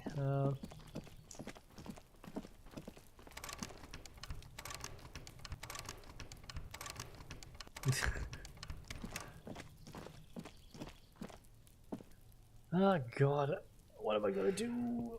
Ouch. Ugh. An intricate web of the pattern still kind of has for you to discover. Someone who knows about history could tell you. Knows about history. There it is again. The scent of apricots with a touch of cinnamon. Smells like the end of some distant summer. The surface of another planet or some ancient temple. Take a deep, deep breath. Bitter, citrus, sweet. It seems to grow stronger, like a glow, with every breath you take. Whatever petrochemical byproducts they used to create this artificial flavor have bonded tightly to the wrapper. Or is that just your memory filling the gaps? Until a blossom of skin and flower petals erupts behind your closed eyes. Made of toffee, cream, and distance. You just had to take a dive. Feels very, very familiar. Harry, please, you were supposed to discard it. Yes, from the height of antiquity. A long, long time ago. Millennia ago. On an island of time you can never return to. End of summer. The sun sets into the sea, but the water does not boil. Instead, it turns to liquid gold. For a moment, the world's store of precious metals seems to increase dramatically, and you are rich. There is a movement next to you, the shuffle of a small coat, warm like the evening. But when you turn toward it, there's nothing there. Where did it go? Why are you talking to a gum wrapper? Why not? The front of this quarterly journal features a large satirical portrait of the late King Friesel. From the sides of his head, a pair of white antlers spread to the corners of the cover. Flip through the pages. To your disappointment, there aren't any full-color pictures to direct your attention. Just column after column of closely set text, interrupted occasionally by little doodles in black and white. After rifling the pages with your thumb several times, you return to the table of contents. The magazine is divided into several sections. International development, Kunst und Kultur, and local concerns. Just inside the cover, there's also an editor's note. Comrade, as you know, this journal takes its name from Mazov's immortal expression, Du cristal à la fumée. This was his way of describing the way the rigid, crystalline structures of capitalist ideology turn to smoke under communism. But, like the structures of capitalist ideology, we too are at risk of going à la fumée. Unlike many publications which are content to spoon-feed their readers reassuring drivel, La Fumée is committed to telling the radical truth, even when that truth may drive away potential subscribers. Only 4 issues in, and it sounds like they've already alienated their readership. So please, if you value our radical Mazovian perspective on contemporary politics, culture, and international affairs, please consider subscribing today. Yours in struggle, the editors. Kim, I think this is a communist magazine. What do you expect? It was laying around the office of the Debarders Union. They're probably bankrolling the thing. You flip back to the front of the magazine. The table of contents unfolds before you. This section includes a long, tedious critique of the latest round of free trade negotiations between the EPIS nations and the Free State of Semenine. You also skip over an article about heavy fuel oil smuggling along the Messina border, something about bear wrestling in Samara, book riots in Yugograd. Face it, you really aren't interested in foreign affairs. You're not even sure where most of these countries are. You flip back to the front of the magazine. The table of contents unfolds before you. It takes a moment, but gradually it dawns on you that Kunst und Kultur must mean arts and culture. Why they decided to title this one section in Volda is beyond you. As you leaf through this section, you come across several reviews of recent radio plays, as well as a brief artist spotlight featuring a local artist identified only as CS. The main feature, though, is a long essay titled Tip Top Tournée, a critical Mazovian perspective. This so-called artist spotlight is really just a brief Q&A, made all the briefer by the subject's evident hostility to her interviewer. That certainly sounds like a certain delinquent youth who likes to harass you from her balcony. Oh. Just a moment, what is this tip-top tournée? The actual article is surprisingly light on details, but after skimming a page or two, you gather that it has something to do with motor carriage racing. If you don't follow it, you only ever hear about the ludicrous sponsorships and obscene death toll. You think you're settling in for a relaxing recap of the most recent season, maybe sprinkled with some nice anecdotes about a few of the more colourful drivers. Instead, you find yourself skimming a 10,000-word feature about all the politically problematic aspects of Tip Top Tournée. Where to even start? For one, there's the crass commercialism of its sponsorships, and then there's the practically criminal emphasis on deadly motor crashes. Who wrote this stuff? Oddly enough, this article has two bylines: Nasteb Encolada Bernal and Exilus Buka. There's no way those are real names. Wait, why aren't there real names? Have you ever met anyone named Exilus? Come on, they're plainly pseudonyms. What's so bad about sponsorships? Under capitalism, the article says, every pursuit has its price. Every pleasure, even one. Thus, the so-called and that precisely is what's problematic. At the end of the day, it's the destruction of these 750,000 real races that you're really watching for. Sure, you think that this flimsy magazine is right. Deep down, you know the only true stakes. That's because you haven't been reading critically. But don't worry. The whole point of these... Come on. Can this article read your mind? No, I guess not. Well, there you have it. No reason to get hung up on the pretentious ramblings. If I had to wager, I'd say they've never even seen the inside of a motor, much less a motor race. I take whatever they write with a large grain of salt. You flip back to the front of the magazine. Alright, enough with this freaking magazine.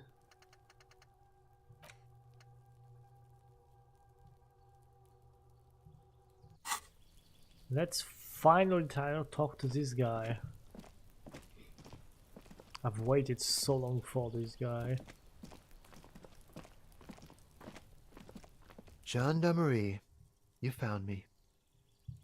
The young man on the balcony gives you a bright smile before taking another drag from his cigarette. His slender figure is backlit by city lights, its distant streets and motorways flashing like diamonds. And his shirt is still unbuttoned. We got your hint. Found the key right under that stone. Beautiful. He replies, smiling. As he looks at you, something sparkles in his eyes. So tell me, are you here to make things right again? Well, that's what I'm aiming for, yes. Beautiful. He says again. The nearby street lamps cast shadows on his chin, drawing out the slender cheekbones. I have some good news for you. My Sunday friend is visiting me tonight. I told him about you and he'd like to say hello. Step in. He's already waiting. He nods towards the door number 28.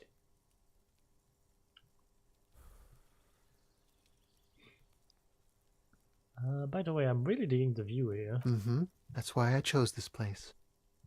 Martinez is special, isn't it? Wait. Suddenly you are digging things? The lieutenant whispers to you, shaking his head. Don't, Kim, it's okay. Why would I want to meet your friend? Trust me, you do. Okay, very well. I'll talk to him, but first I want to talk to you. I have so many questions. That's nice, but I don't have anything to tell you. It's my friend you're looking for, not me. He takes another drag of his unfiltered cigarette and looks around.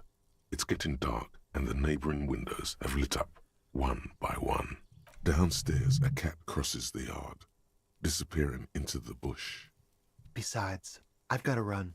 Something tells you you're never going to talk to an individual this cool or mysterious ever again. Damn. But I just found you again. Just look at it. It's a beautiful night.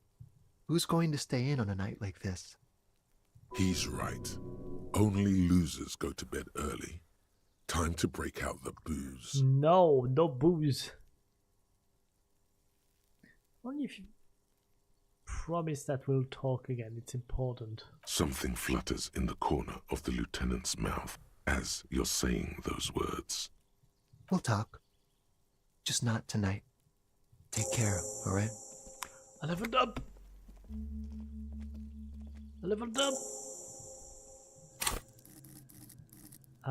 What was it? Half-Light? Was it Half-Light? No. Wait. What did I needed? I forgot. I forgot what I needed.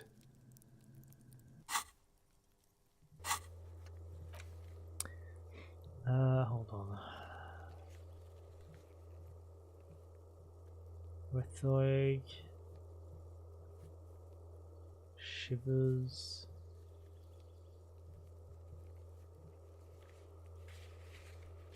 Rhetoric. Yeah, that was Half-Light I needed for the lorry driver, actually. Half-Light, alright.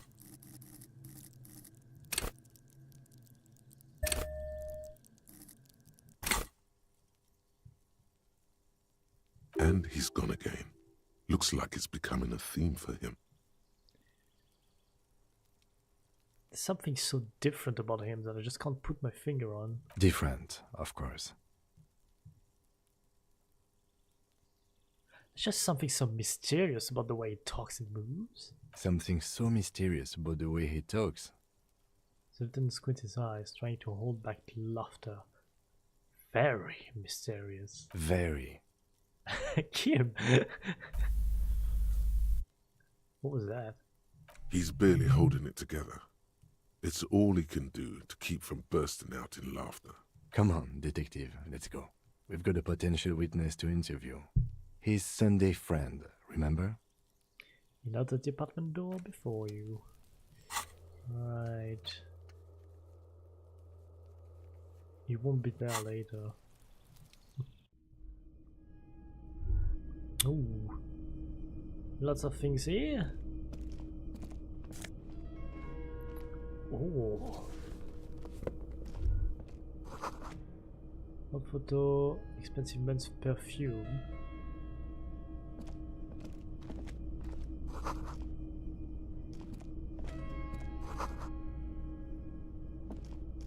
Dun-dun-dun-dun. Dishes soaked up in a pot. Flyers for underground parties. Dates for open lectures at the local university. What's that? A hat? Oh yeah. Exquisite canopy bed. And buckets of paint on a layer of old newspaper. Officers of the Revachol Citizens Militia. The man in business casual removes his cufflinks. You shouldn't be seeing him in an intimate setting. For some reason you feel this man is your superior. Superior, but he's not in the command chain. Huh? His hands are clean and well manicured. This is a man who knows the importance of appearances. My name is Charles Vildrouin, and I am an official with the coalition government. I work for the Institute of Price Stabilité on assignment from Sur-la-Clé. Okay, I don't understand like half of this, but I heard okay. you talking to my friend outside. Very good. Super. I am here to assist you in any way possible. Ask me about the hanging. Hanging? What a drag. He seems like a cultured gentleman. You should ask him about the finer things. Oh my god. Before we go on, I absolutely have to inquire about this wonderful canopy. Oh yes, my friend has a great eye for these things. He refuses to tell me where it came from. It's a mystery. I believe they call this type of frame industrial. It's very comfy. That's really all I can tell you about it. He forms a little rooftop with his fingers. Cold air sweeps in from the balcony. The lieutenant takes out his notebook and nods to you to proceed. Alright. You actually witnessed the lynching? I'm sorry to say I did, officer. Okay. Start from the beginning, if you don't mind. Officer, it's very difficult to describe what I saw that night.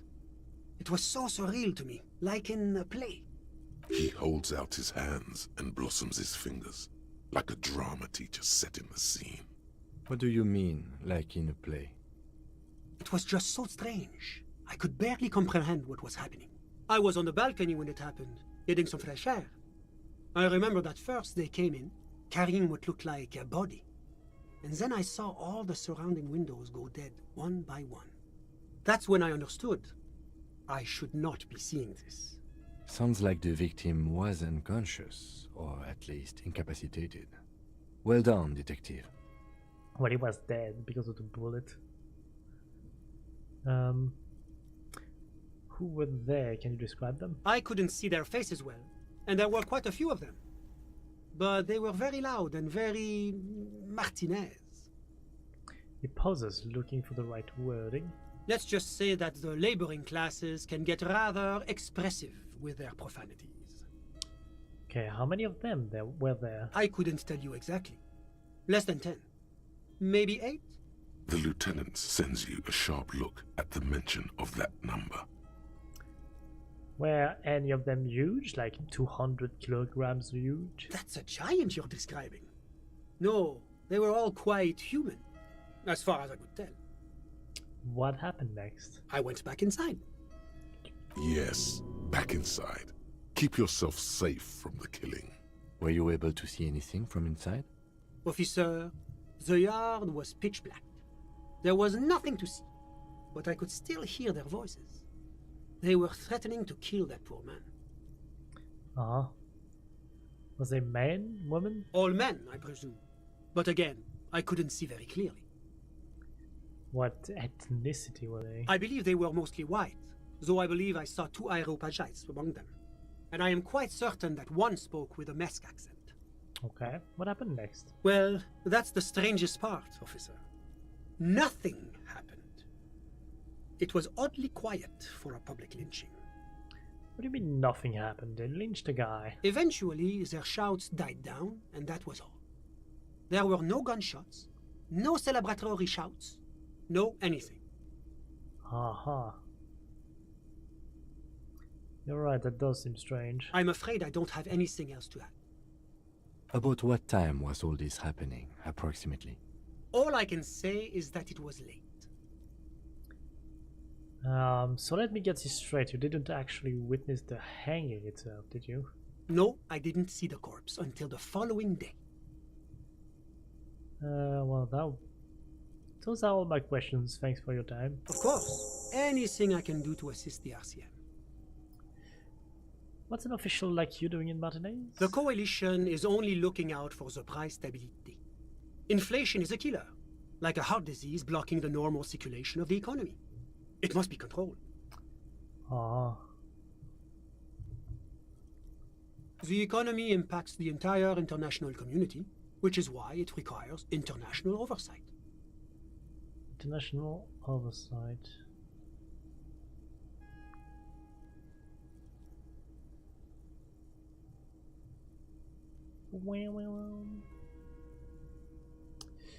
Okay, but what are you doing here in this apartment? Well, I'm renovating it. It is an interesting project. The building used to be a 12-story skyscraper before the cannons took the top 4 stories off. This, of course, happened when the coalition forces landed here. Okay. You could say I'm undoing some of the material damage the international community caused when we arrived here. So you're some kind of bureaucrat? Yes. As I said before, I am a commissioner from Sur-la-Clé working for the Institute of Price Stability. This is one of the main projects of the Moral Intern. Wait, there isn't actually an Institute of Price Stability, is there? Or maybe there is. God, it's impossible to understand whether someone from the Moral Intern is joking or not. What is this international community? La Communauté Internationale is what Revacholians colloquially call the Coalition. In other words, the nations that stopped the disaster of the revolution. What do I call the coalition? Your employer, technically speaking. The governing authority of Revachol. The RCM is but one part of this provisional administration. Okay, so what is the price stability? It is the most important thing. With the Z. With the Z, I should say. Well, that doesn't tell me anything. It's the central goal of any sound monetary policy. Maintaining the price stability is essential to maintaining high levels of economic activity, which is essential for maintaining high levels of employment, which is essential for maintaining the social stability. Basically, it makes sure the price of bread doesn't change. Précisément. Too much inflation, bread becomes too expensive. Too much deflation, it becomes too cheap for bakers to produce. That's why the Institute of Price Stability works to keep inflation just below 2%. Below 2% of what? But not too far below, no. Too below is also bad. Below, but close to 2%. You're not answering my questions at all. The coalition believes in the importance of informing the public about the benefits of the price stability. Transparency is one of our principles. Would you like an informational pamphlet? Yeah, sure, give me a leaflet. A sound monetary policy is essential for addressing uncertainty. Stability is the raison d'être of the Moral Intern. It's the reason why I identify as a moralist. But oh, I don't have my leaflets on me today. That's too bad. Oh, that's too bad. You can always call our information line. Making information available is part of the Moral Intern's commitment to transparency. I've heard about this Moral Intern before, but I want to know more. It's the International Organization for Moralists. Hence, Moralist International. The Institute of Price Stability is just one of its many mind babies, as is the coalition. Mind babies.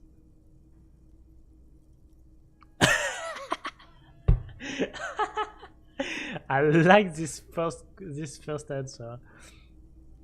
So when I said I was a lackey of capital, what I should have said is that I'm Moral Intern bitch. Doing one's job doesn't automatically make one anyone's bitch. Besides, there are more nefarious powers to work for than the Moral Intern.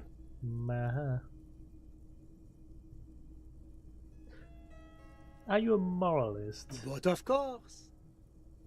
Am I a moralist? Well, do you value freedom? Do you believe in a normal, stable world governed by democratic values? Lieutenant, are you a moralist? Me?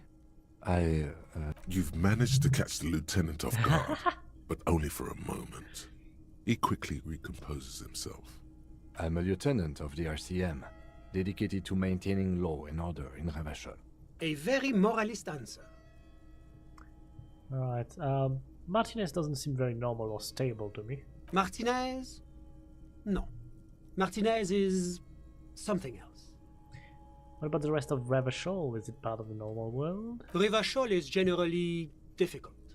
It's led by an interim government, which means it hasn't yet achieved full democracy. But they are working towards it. You're all doing very well here, relatively speaking.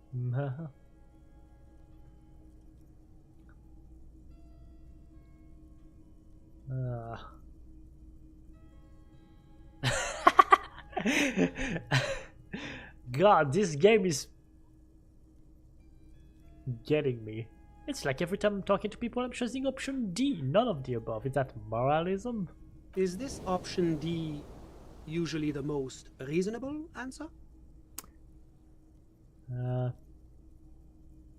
Yes, everything else is super extreme. It's like I'm living with a bunch of lunatics. Sounds like you're a moralist indeed, my friend. Welcome. Moralism is all about compromise and achieving the achievable. It's pragmatic, realistic, and level-headed. An ideology for doers. Are you a doer, my friend? It looks to me like you are. Now, enough of this delightful political interlude. Was there anything else you wanted to ask?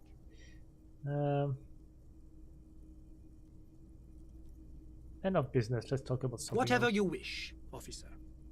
Can you tell me about your friend? Ah, my friend. My friend is a good young man. His family immigrated here from Kedra, and life has not been easy for him. But he understands the importance of education. He has taken his future into his own hands, and that's all that matters. What's Kedra? Kedra is a candidate member of APIS. But, between you and me, their potential membership is a more contentious issue. What do you mean? That it's never going to happen. They entered negotiations in 21, and it's been pending ever since. What is EPIS thing you keep talking about? EPIS is a very special program developed by the Moral Intern to support certain Occidental nations. It began as a unified system of weights and measures, which proved to be a wild success. Nothing but kilograms and centimeters as far as the eye can see. Huh. God, yes. Sweet standardization. The backbone of rationality and commerce. It was such a wild success that we expanded it into an economic union for the processing of steel. Another success. And between you and me, the Moral Intern feels emboldened by this success. Emboldened to take EPIS to the next level. Sounds like the European Economic Union. I don't remember how it's called, but like before the the Europe Union anyway.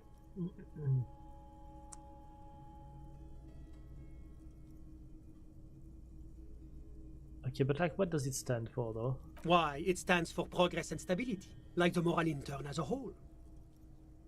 Now what do the letters stand for? It's been such a wild, extraordinary success thus far. We are very excited to take it to the next level. You don't even hear the words I'm saying, do you? A supranational political alliance. The United States of Occident. Is it going to be like this place here? You mean Revachol? No, it's going to have transparent democracy.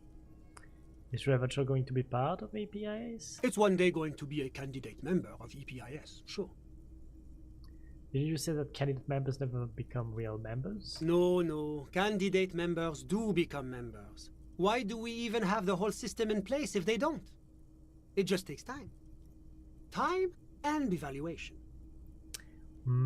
But we were talking about my friend here, not politics. How did you two even become friends? How did any of us become friends? Bad things happening on the Insulindian Peninsula? Oil platforms ablaze in the night? Civil wars lasting for years? Finally, the international community is forced to step in. What are you talking about? No one becomes friends that way. Au contraire. It's how millions of people end up where they are. Meeting the people they meet. It's how I came here, and my friend too. You still haven't told me who he is. Sorry. Who? Man throws a quick glance at his watch. Your friend, the smoker on the balcony. We were just talking about him. But I told you, officer. He's a bright young man here to pursue his education. Education is the foundation of our future, especially the arts. It is a cornerstone of our civilization. So all you can tell me about him is that he is here to study the arts? He's deeply enmeshed in the study of the fine arts, yes. Uh-huh. Which arts? He's a truly free spirit. He likes all the arts. Perhaps graphic design, printmaking, who knows? The world is open wide for a talented youth like him. He is really avoiding questions. What are you doing in this apartment by yourself? I'm just enjoying the view. The man smiles, nodding to the window. Isn't it rude for your friend to leave you alone like this? We're old friends. Nothing's taboo between us. He comes and goes. I'm sure you'll see him around. He's very active. Uh-huh. That's a I'm all ears, officer. A Guess moment. I got all I need. Officer, do you have everything you need from me? I'm afraid we won't have the chance to speak again once you leave. Hold on, why can't we talk later? It's against diplomatic best practices for an official in my position to be discussing murders with local militiamen. And I'm pressed for time. After you leave, I should be leaving as well. That's not the real reason he's so apprehensive. Men in his position shouldn't be seen loitering around in underprivileged young men's apartments in the middle of the night. Yeah, that is suspicious, yeah. Well, thanks for the heads up, but my work here is done. Of course. I'm glad I could help. You weren't of any help. But I have new clothes. Yeah. Was there anything else? Of course. Nope, I've asked everything I could. Nope, the door is here.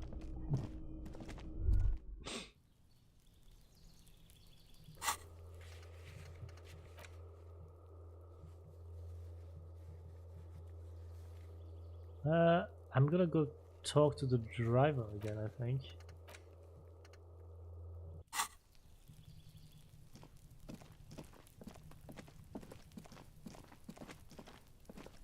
And then things are gonna happen.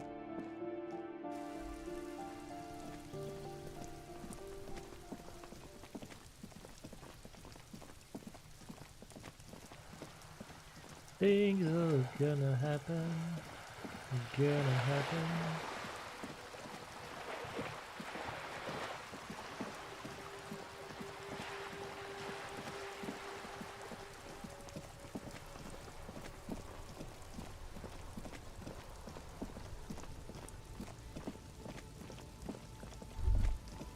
Damn, that felt good.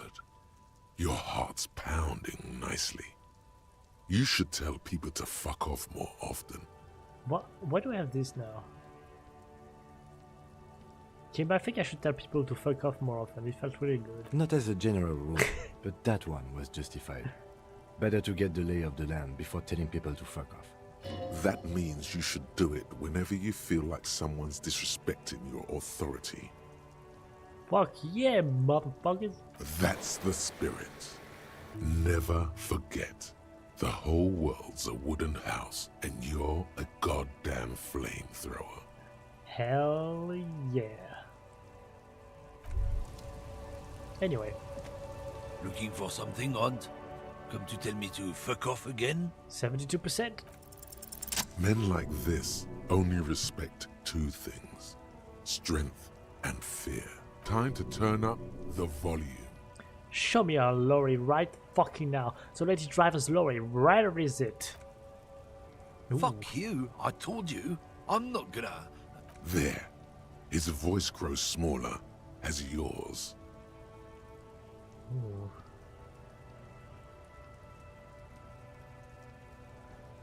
Ooh. I've been to your fucking lorry. I know where it is. I'm gonna burn it down, you hear me? Look, fuck you, man. It's some lorry down there. Green banged up thing. I don't fucking know who she is. When did she go away? I don't know. I don't even know her name. She just rolls with the fleet and acts like a big shot. Some dyke, probably. I haven't even seen her for days. Now it's not a big deal for him anymore. This is how he saves face.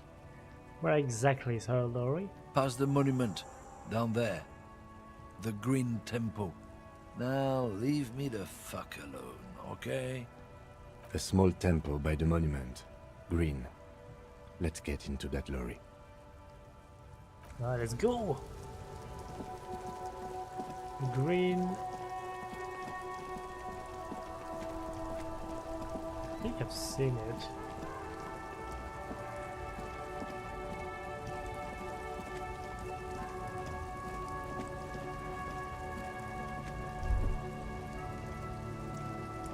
This green found, A to Z, contemporain, is parked in the shadow of the ruins looming overhead.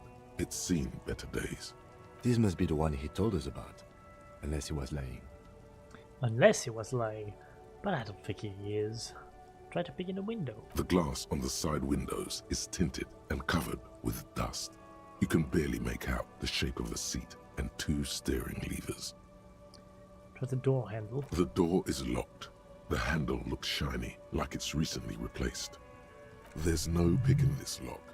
The owner has put special care into it. It's a recessed design. Are we going to get this open, Kim? Use the pry bar to smash the window. Open it from the inside. Really?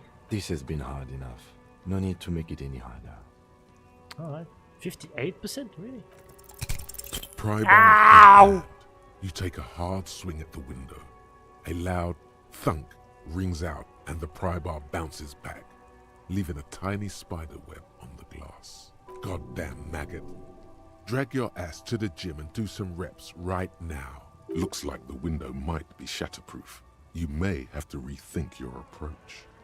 The window appears to be shatterproof. No, it's not shatterproof. Give me that. He takes the pry bar from you and gestures for you to step back. Then, with little warning, he smashes it into the window. Droplets of glass fly everywhere, shattering over the lorry floor and pavement. You can just reach in now. Just a... No, nice. It went better than I expected. Open it from the inside. The smell of cigarettes and perfume welcomes you. The cabin inside is plastered with old movie posters. Actresses smile from the walls. There's a radio transmitter in the front and a toolbox tucked under the driver's seat. Some tools lie scattered near the pedals. There's something odd about the passenger seat. The seating fabric has been pulled tight over the lower side of the seat where the toolbox should be. Admire the posters. These are movie posters featuring starlets from long-forgotten films from the 20s, the teens, even the 90s. Of the last century. One of them particularly catches your eye. A centerfold of an ingenue attached right above the back seat.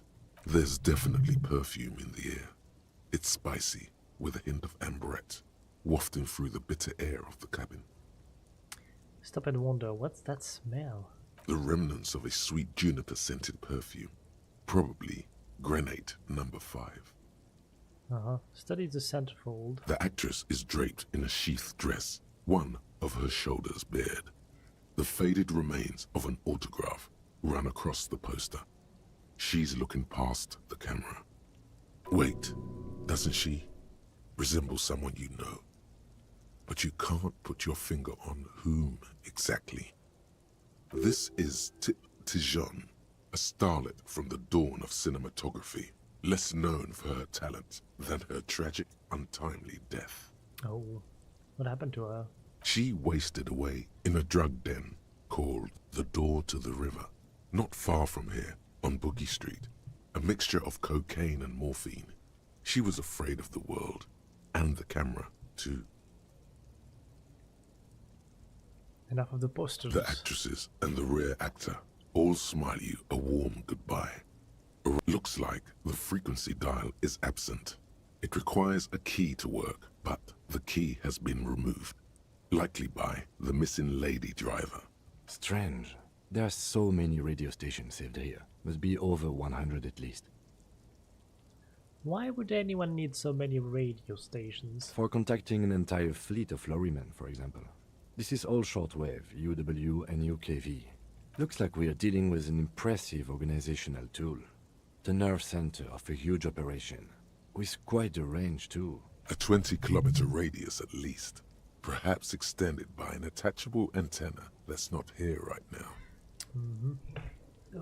Is there anything we can do with the radio? Doesn't look like it. It's completely inoperable without a dial key. What else is The there? ghostly actresses and the rusty toolbox under the drive. You wedge yourself under the steering wheel to get a better look. Seems like the few tools lying around here, a hammer, a pair of pliers, a rusty wrench, have been casually thrown there by the disorganized driver. But one odd detail does catch your eye. A piece of sandpaper has been glued to the throttle. Sandpaper adds extra grip. Looks like the driver has glued a piece of sandpaper to the throttle to offer some extra grip. Sandpaper? A novel technique? Sandpaper would also rub off the pattern from the driver's right boot sole. Oh. Yes? He likes where this is going. One of the footprints at the crime scene had an aberration. One sole was smoother than the other. Which means that the missing lady driver was present at the lynching. Oh boy.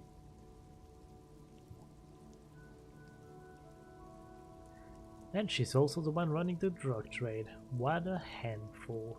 Now we know for certain who's the missing 8th person at the lynching. Do you think that Hardy and his boys could also be involved in the drug operation?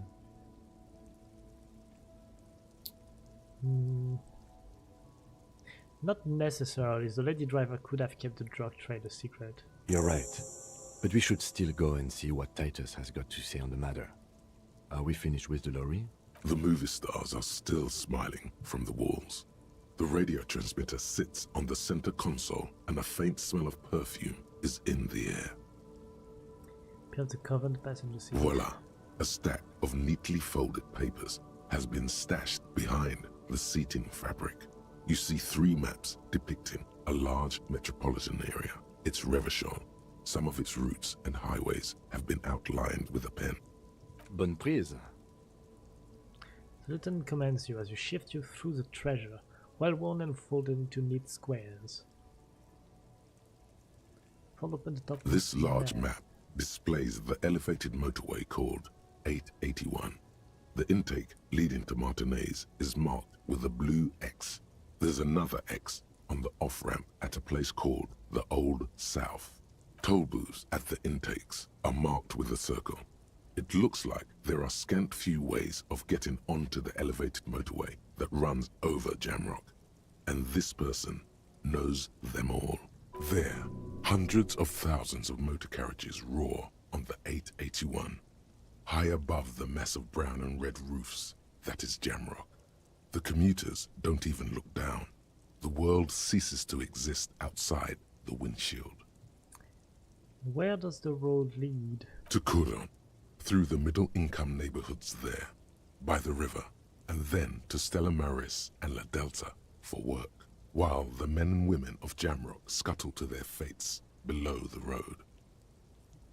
Fold open the second This map. municipal map from the 30s displays a complex system of storm sewers underneath a sub-district called the Pox, old military hospital, right adjacent to the 41st precinct. The final map displays a labyrinth of service tunnels left over from the construction of motorway 881. A few routes have been marked with a pen, where the tunnels and sewers surface near the eminent domain and a traffic island in central Jamrock by the lake. These service tunnels were probably used during the construction of the foundation beneath the motorway. Looks like the smugglers have infiltrated the road network belonging to East Motor Tract. The smugglers have infiltrated the motor tract. So it would seem. Certain examines a map with a furrowed brow. The RCM patrols most of these auxiliary roads, though apparently not all of them. What does the contraband end up? Hard to say. This distribution network looks certainly large, yet still vague enough. It doesn't reveal much about the Besmerti behind it. Besmerti, that sounds vaguely familiar. The Besmerti is a Revacholian crime syndicate. They see themselves as the inheritors of the 14 Revacholian Indo-tribes, but really they're just violent gangs vying for control on the west side of Revachol. With cool names like La Puta Madre and Aura Mazda. It's a dark parody. Who do you think is behind this? It's definitely not the Union. They just do some logistics. This operation has spread everywhere in Jamrock. If it's that widespread, then Madre remains the most likely suspect. Here's bad news. There have been attempts at a serious investigation before, but they haven't ended well for those involved. Especially bad news for cops who may have something in their past they don't even know is there. Okay. Return the stack of paper under the Best seat. not to disturb the scene. I'll have forensics go over the lorry and pick this up later. The stack of maps looks just like before, barely noticeable. The movie stars look silently by. A metallic drawer slides out from the seat. It's empty, except for a folded newspaper. It's an issue of Petit Ferique from last Wednesday. A piece of paper falls out from its pages. It looks like an article ripped out from a radio enthusiast magazine. Complex mathematical equations explain the basics of something called the Ulan frequency system. Oh. These formulas look oddly painful. Maybe it's the hangover, but they give you a headache.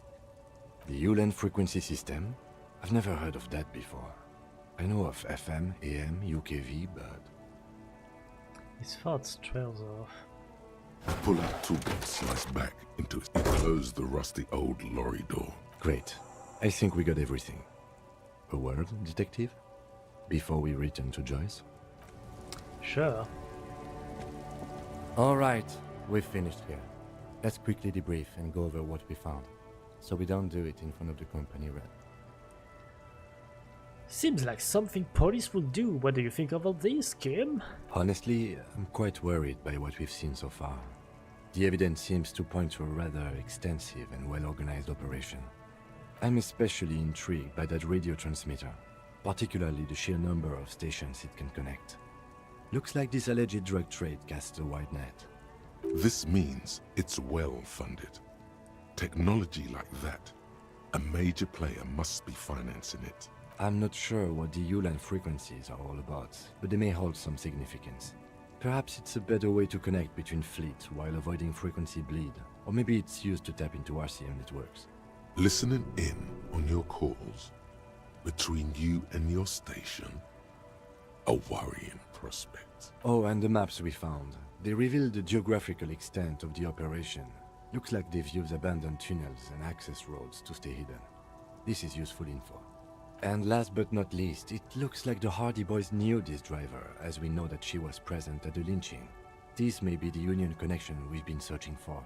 The probe and the case converged, he thinks. This was quite the find. So it turned out this is connected. This is connected to the Union. What? Like Joyce told us, yes, logistically. But don't expect to bust this open during our stay here. At best, this is an angle we can use against them, to other ends, as extra ammunition. Would the RCM open an investigation into this? We should return to the murder case, see what Joyce tells us about the lynching. When we are done for the day, I call my station and suggest our narcotics department look into it. There are more than enough grounds to start an official investigation, sometime later when we are done here. We do not want to get caught in that. Stops to think. What are you thinking? The fact that one hasn't started already gives me pause. An investigation, I mean. Especially if the Madre grouping is involved, and I can't imagine they aren't. It's certainly worrisome. Corruption? All the same, I don't like the idea of internal affairs descending on the matter. That won't help anyone either. Okay, debrief over? Debrief over. After you. Yeah, the DM.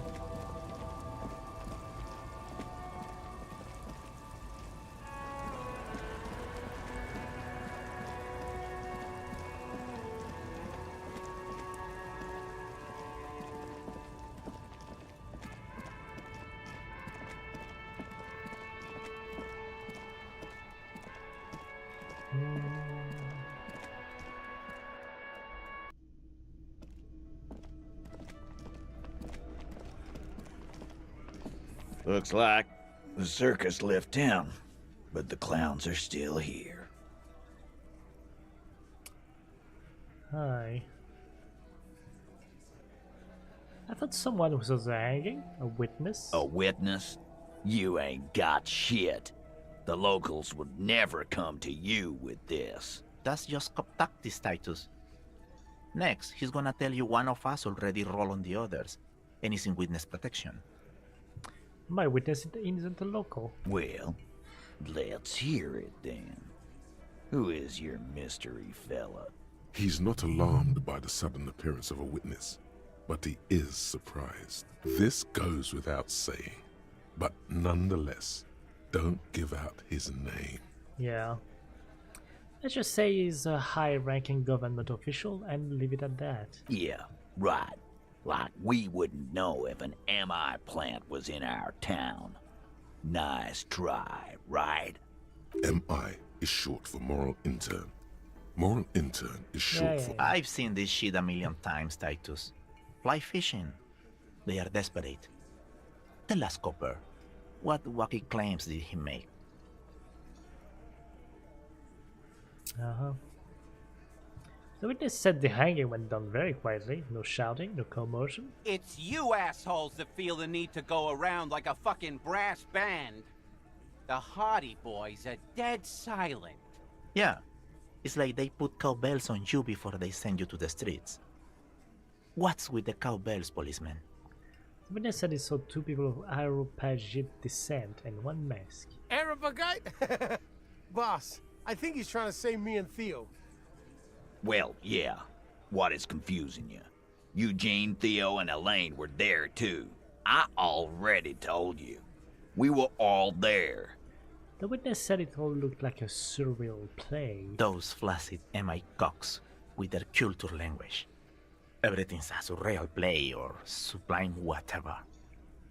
Doesn't mean anything. It means the whole scene was long and drawn out, like it was from a film. What is this fella's problem? Sorry we didn't make it more action-packed. It wasn't the first thing on our minds, you see? Shanky. It's Shanky, right? I thought there's something wrong about the lynching story. Now I know there was. You don't know shit. I know you are lying, Shanky. Some witness. I pulled the same shit. Came up with some shit, then went and said it to people.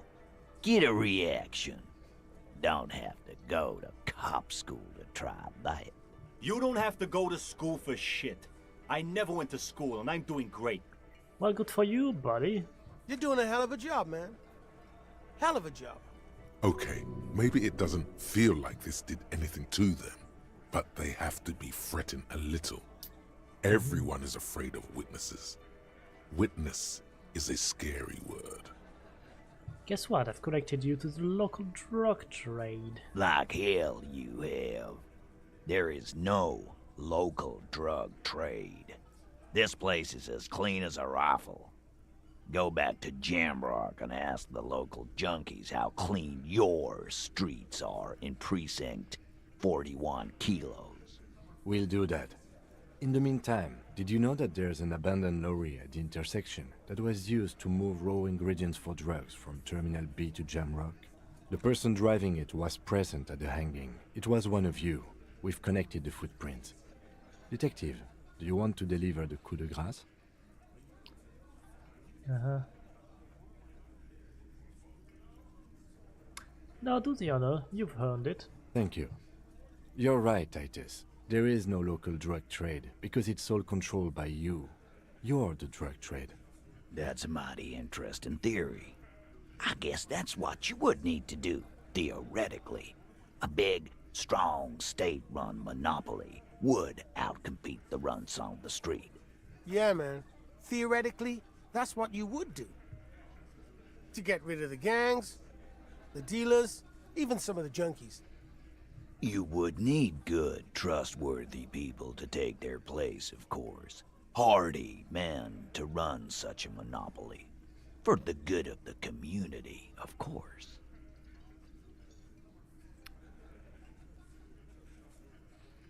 This is disgusting. You're admitting to profiting off of poisoning your own people. Boo fucking who? People will always be taking drugs. Might as well do it clean and organized. Yeah, that's what the labor movement is all about. Clean and organized. And the Hardy Boys are running it. Theoretically, of course. We're just talking politics here. My answer to your drug accusation is, how dare you? How Go dare fuck yourself. Yeah. Not quite yet, Mr. Hardy. There were 8 sets of prints on the crime scene. There are only 7 Hardy Boys here. The 8th Hardy, the ones who's missing. She runs the thing, right? My answer is, fuck off. Mind your own business. There is no 8th Hardy. I run this goddamn scene. And here we go. Back to the usual. I know! Fatty walked on all 4s. He's so fucking fat he left 2 sets of footprints. Go fuck your mom, Dennis. That's more like it, boys. You heard him. It was Angus on all 4s. Anything else you need to know? Ooh, 72% about the authority? I'll take those chances. As you look around this room full of sweaty men, swearing, drinking, spitting out tobacco, does this look familiar? Where have I seen this before? You believe the place was called Precinct 41. It was also filled with, almost exclusively, men, sitting on desks, talking shit and wasting time. I get it, Titus. You guys really are the authority around here. Huh? You're just like real cops. Drinking beer and sitting around with your dicks in your hand. You got a problem with beer now? Not quite there yet. Push on.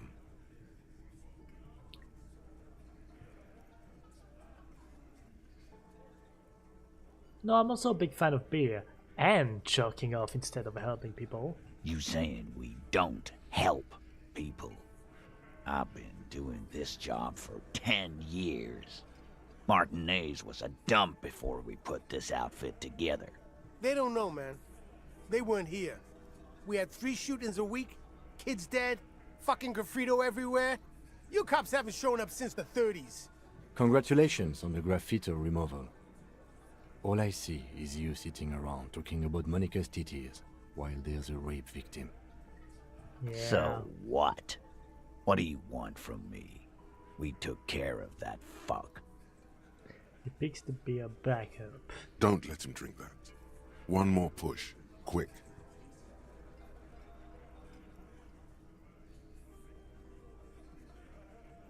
I've asked this before. Why are you hiding the victim? Titus is hiding nothing. Titus? You want to talk to her? Fine, talk to her. I got nothing to hide. Everybody has something to hide. He certainly does. So long as you treat her with respect. No questioning, no harassing, or you got the freight train of pain heading your way. You understand? What is her name? Citizen takes out his notes. Claudia, I'm on due. She's staying here at the Whirling in Rags, a real pretty one. Silvery jumpsuit, blonde. That's I'm on due, with an O-U. Okay. What's our relationship with the mercenary then? Relationship? There was no fucking relationship. He raped her. That's their relationship. Was like that karaoke incident all over again. Or like some of the other girls he was harassing. Okay, enough. All of this is irrelevant to your stated investigation. When did it happen? He did it before we killed him. He's not gonna do it again. So what does it matter? It would help if we establish a timeline. All right. 2 weeks, maybe? I don't know. I need another beer. Here you go, boss. What is your relationship with her? I know her. He looks around and an uncommon silence fills the room. How well do you know her? A small twitch in the corner of Kim's mouth. He has a hunch about what knowing means. Well enough, Copper. We partied. She's been here for a few months. He crosses his arms. He tries to make it sound real casual, but the muscles on his neck tighten. So she's not from around here? You mean Revachol? Nah, she's an immigrant. Or a drifter of some sort. Been staying here over the winter. Don't you give her any more trouble. She's just had some bad luck, that's all. Mm-hmm. Shut up, Angie. She doesn't need your help. Titus gives them both a look. They fall silent. What's with all the silences? It's like these guys don't know how to feel about this. You should keep picking at it. And what was up with the partying she and Titus did? It sounded fun. You said you partied. What did you mean? What do you think I meant? Sex, drugs, and karaoke? Yes, yes, and no. Got something to say about it? So you're saying the two of you were close? No, we just fucked. That's all. I'm not gonna give you any details if that's what you're after. So put your dick away. Aw. He really went out of his way to seem comfortable with this topic. That's all you're gonna get for now. He's doing a good job here. A commendable performance of I don't give a shit. I think I know her. You don't know her. I say nothing. Good boy. Thank you, we'll talk to her. Remember what I said. Freight Hey. train of pain.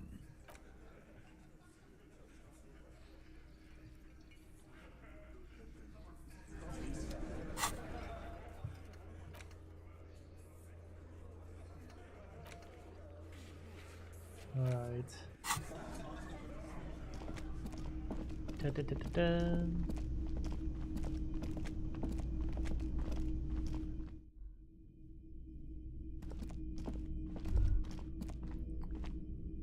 Now I could do that, but it's like late.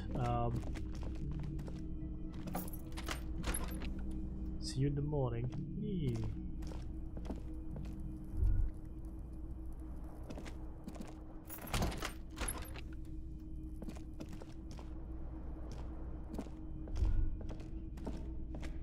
A mirror hangs on the bathroom wall.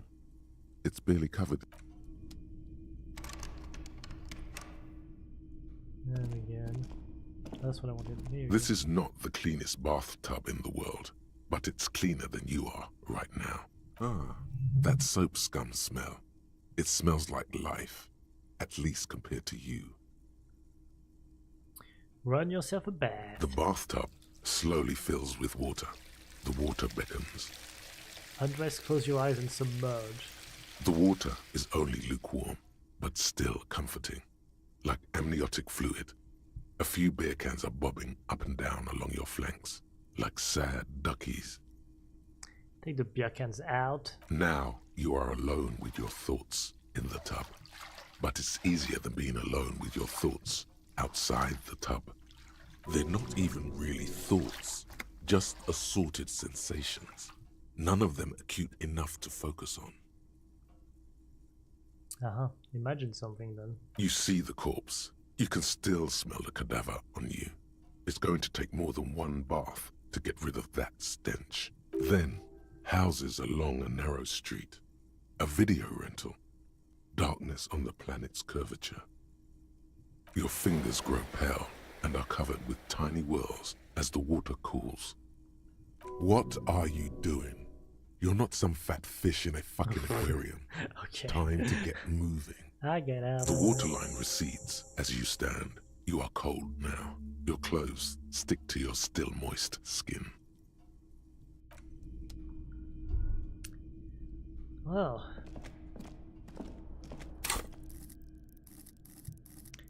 Another level up.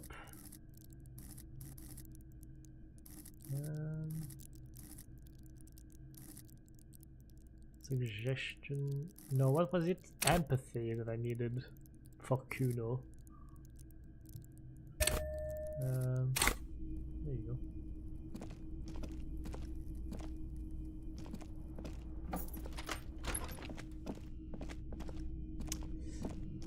Now, you know what?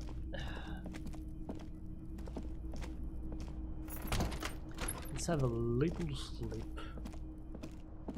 The bed is still cold from the broken window, and not... The bed is still cold from the wind blowing in from the broken window. The mattress creaks as you close your eyes and try your hardest to fall asleep. Here we are again, my broken bud. The waves are coming, carrying you away. But you can't go. No. You have to stay always half aware of yourself. I forgot weird shit happens. You're not cooperating, brother man. Why? It's your disgusting body. Even through your sleep you feel a vague discomfort suffusing it. Your belly and your sides are unpleasantly tender. You wish you could curl up into a fetal ball of safety. But you cannot, because of the pain. And there's a lot of it, ever present in your organs. It's like every one of them has their own nasty song to sing. That pain in your right side is your enlarged liver, by the way. As for your kidneys, you've really been compounding the damage lately. Every cell in your body is moaning in agony, asking, what did we ever do to you? Uh-huh. I'm sorry, cells, it's all me, it's my fault! Now, you're finally thinking about something other than yourself. Let's see how far that'll get you. I'm an artist and liver damage is my art. I like this one. I think I need medical attention. Oh yes, they'll check you out, give you some pills, make it all okay. The Wonder Maker. Don't be stupid, Harry. It's not happening. They don't make new kidneys and livers in hospital. All you've got to do is pray to God it passes and stare at the flickering darkness. You're just stuck here, in the half-world.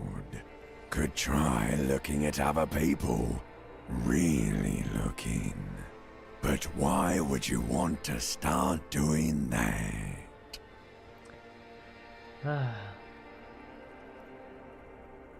Human beings will always betray you. How many promises have you kept lately, Sir Harry? To the great see-through world. The tenderness. Thou art honourable and just, sire. 'Tis the snakes who are vile, hissing in the grass. Women. It's the women. Look out for the women. They're oath breakers. No. What do you think you're doing right now? Coming to some greater awareness? Look at all these lights blinking in and out of existence. Thoughts! You're just pretending that you're asleep, even to yourself, while the world goes on without you. Let it. Let it. But it never seems to let you go, does it? Time to rise and wipe that shining sweat off as best you can. Gather your bearings. Rock and roll. Hell yeah. Ugh. What a night. Come on, get up. Get up.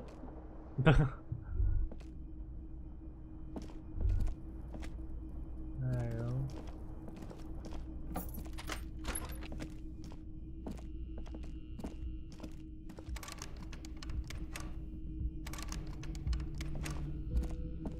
Where is Kim? Is Kim downstairs? He is. Yes? Nothing.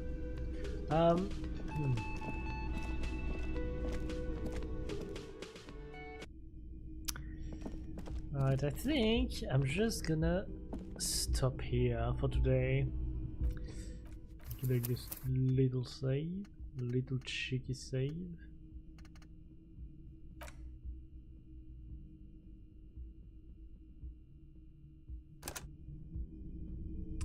There you go. Alright, I hope you enjoyed. I will obviously continue this next week.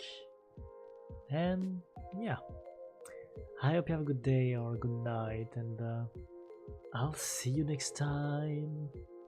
Bye!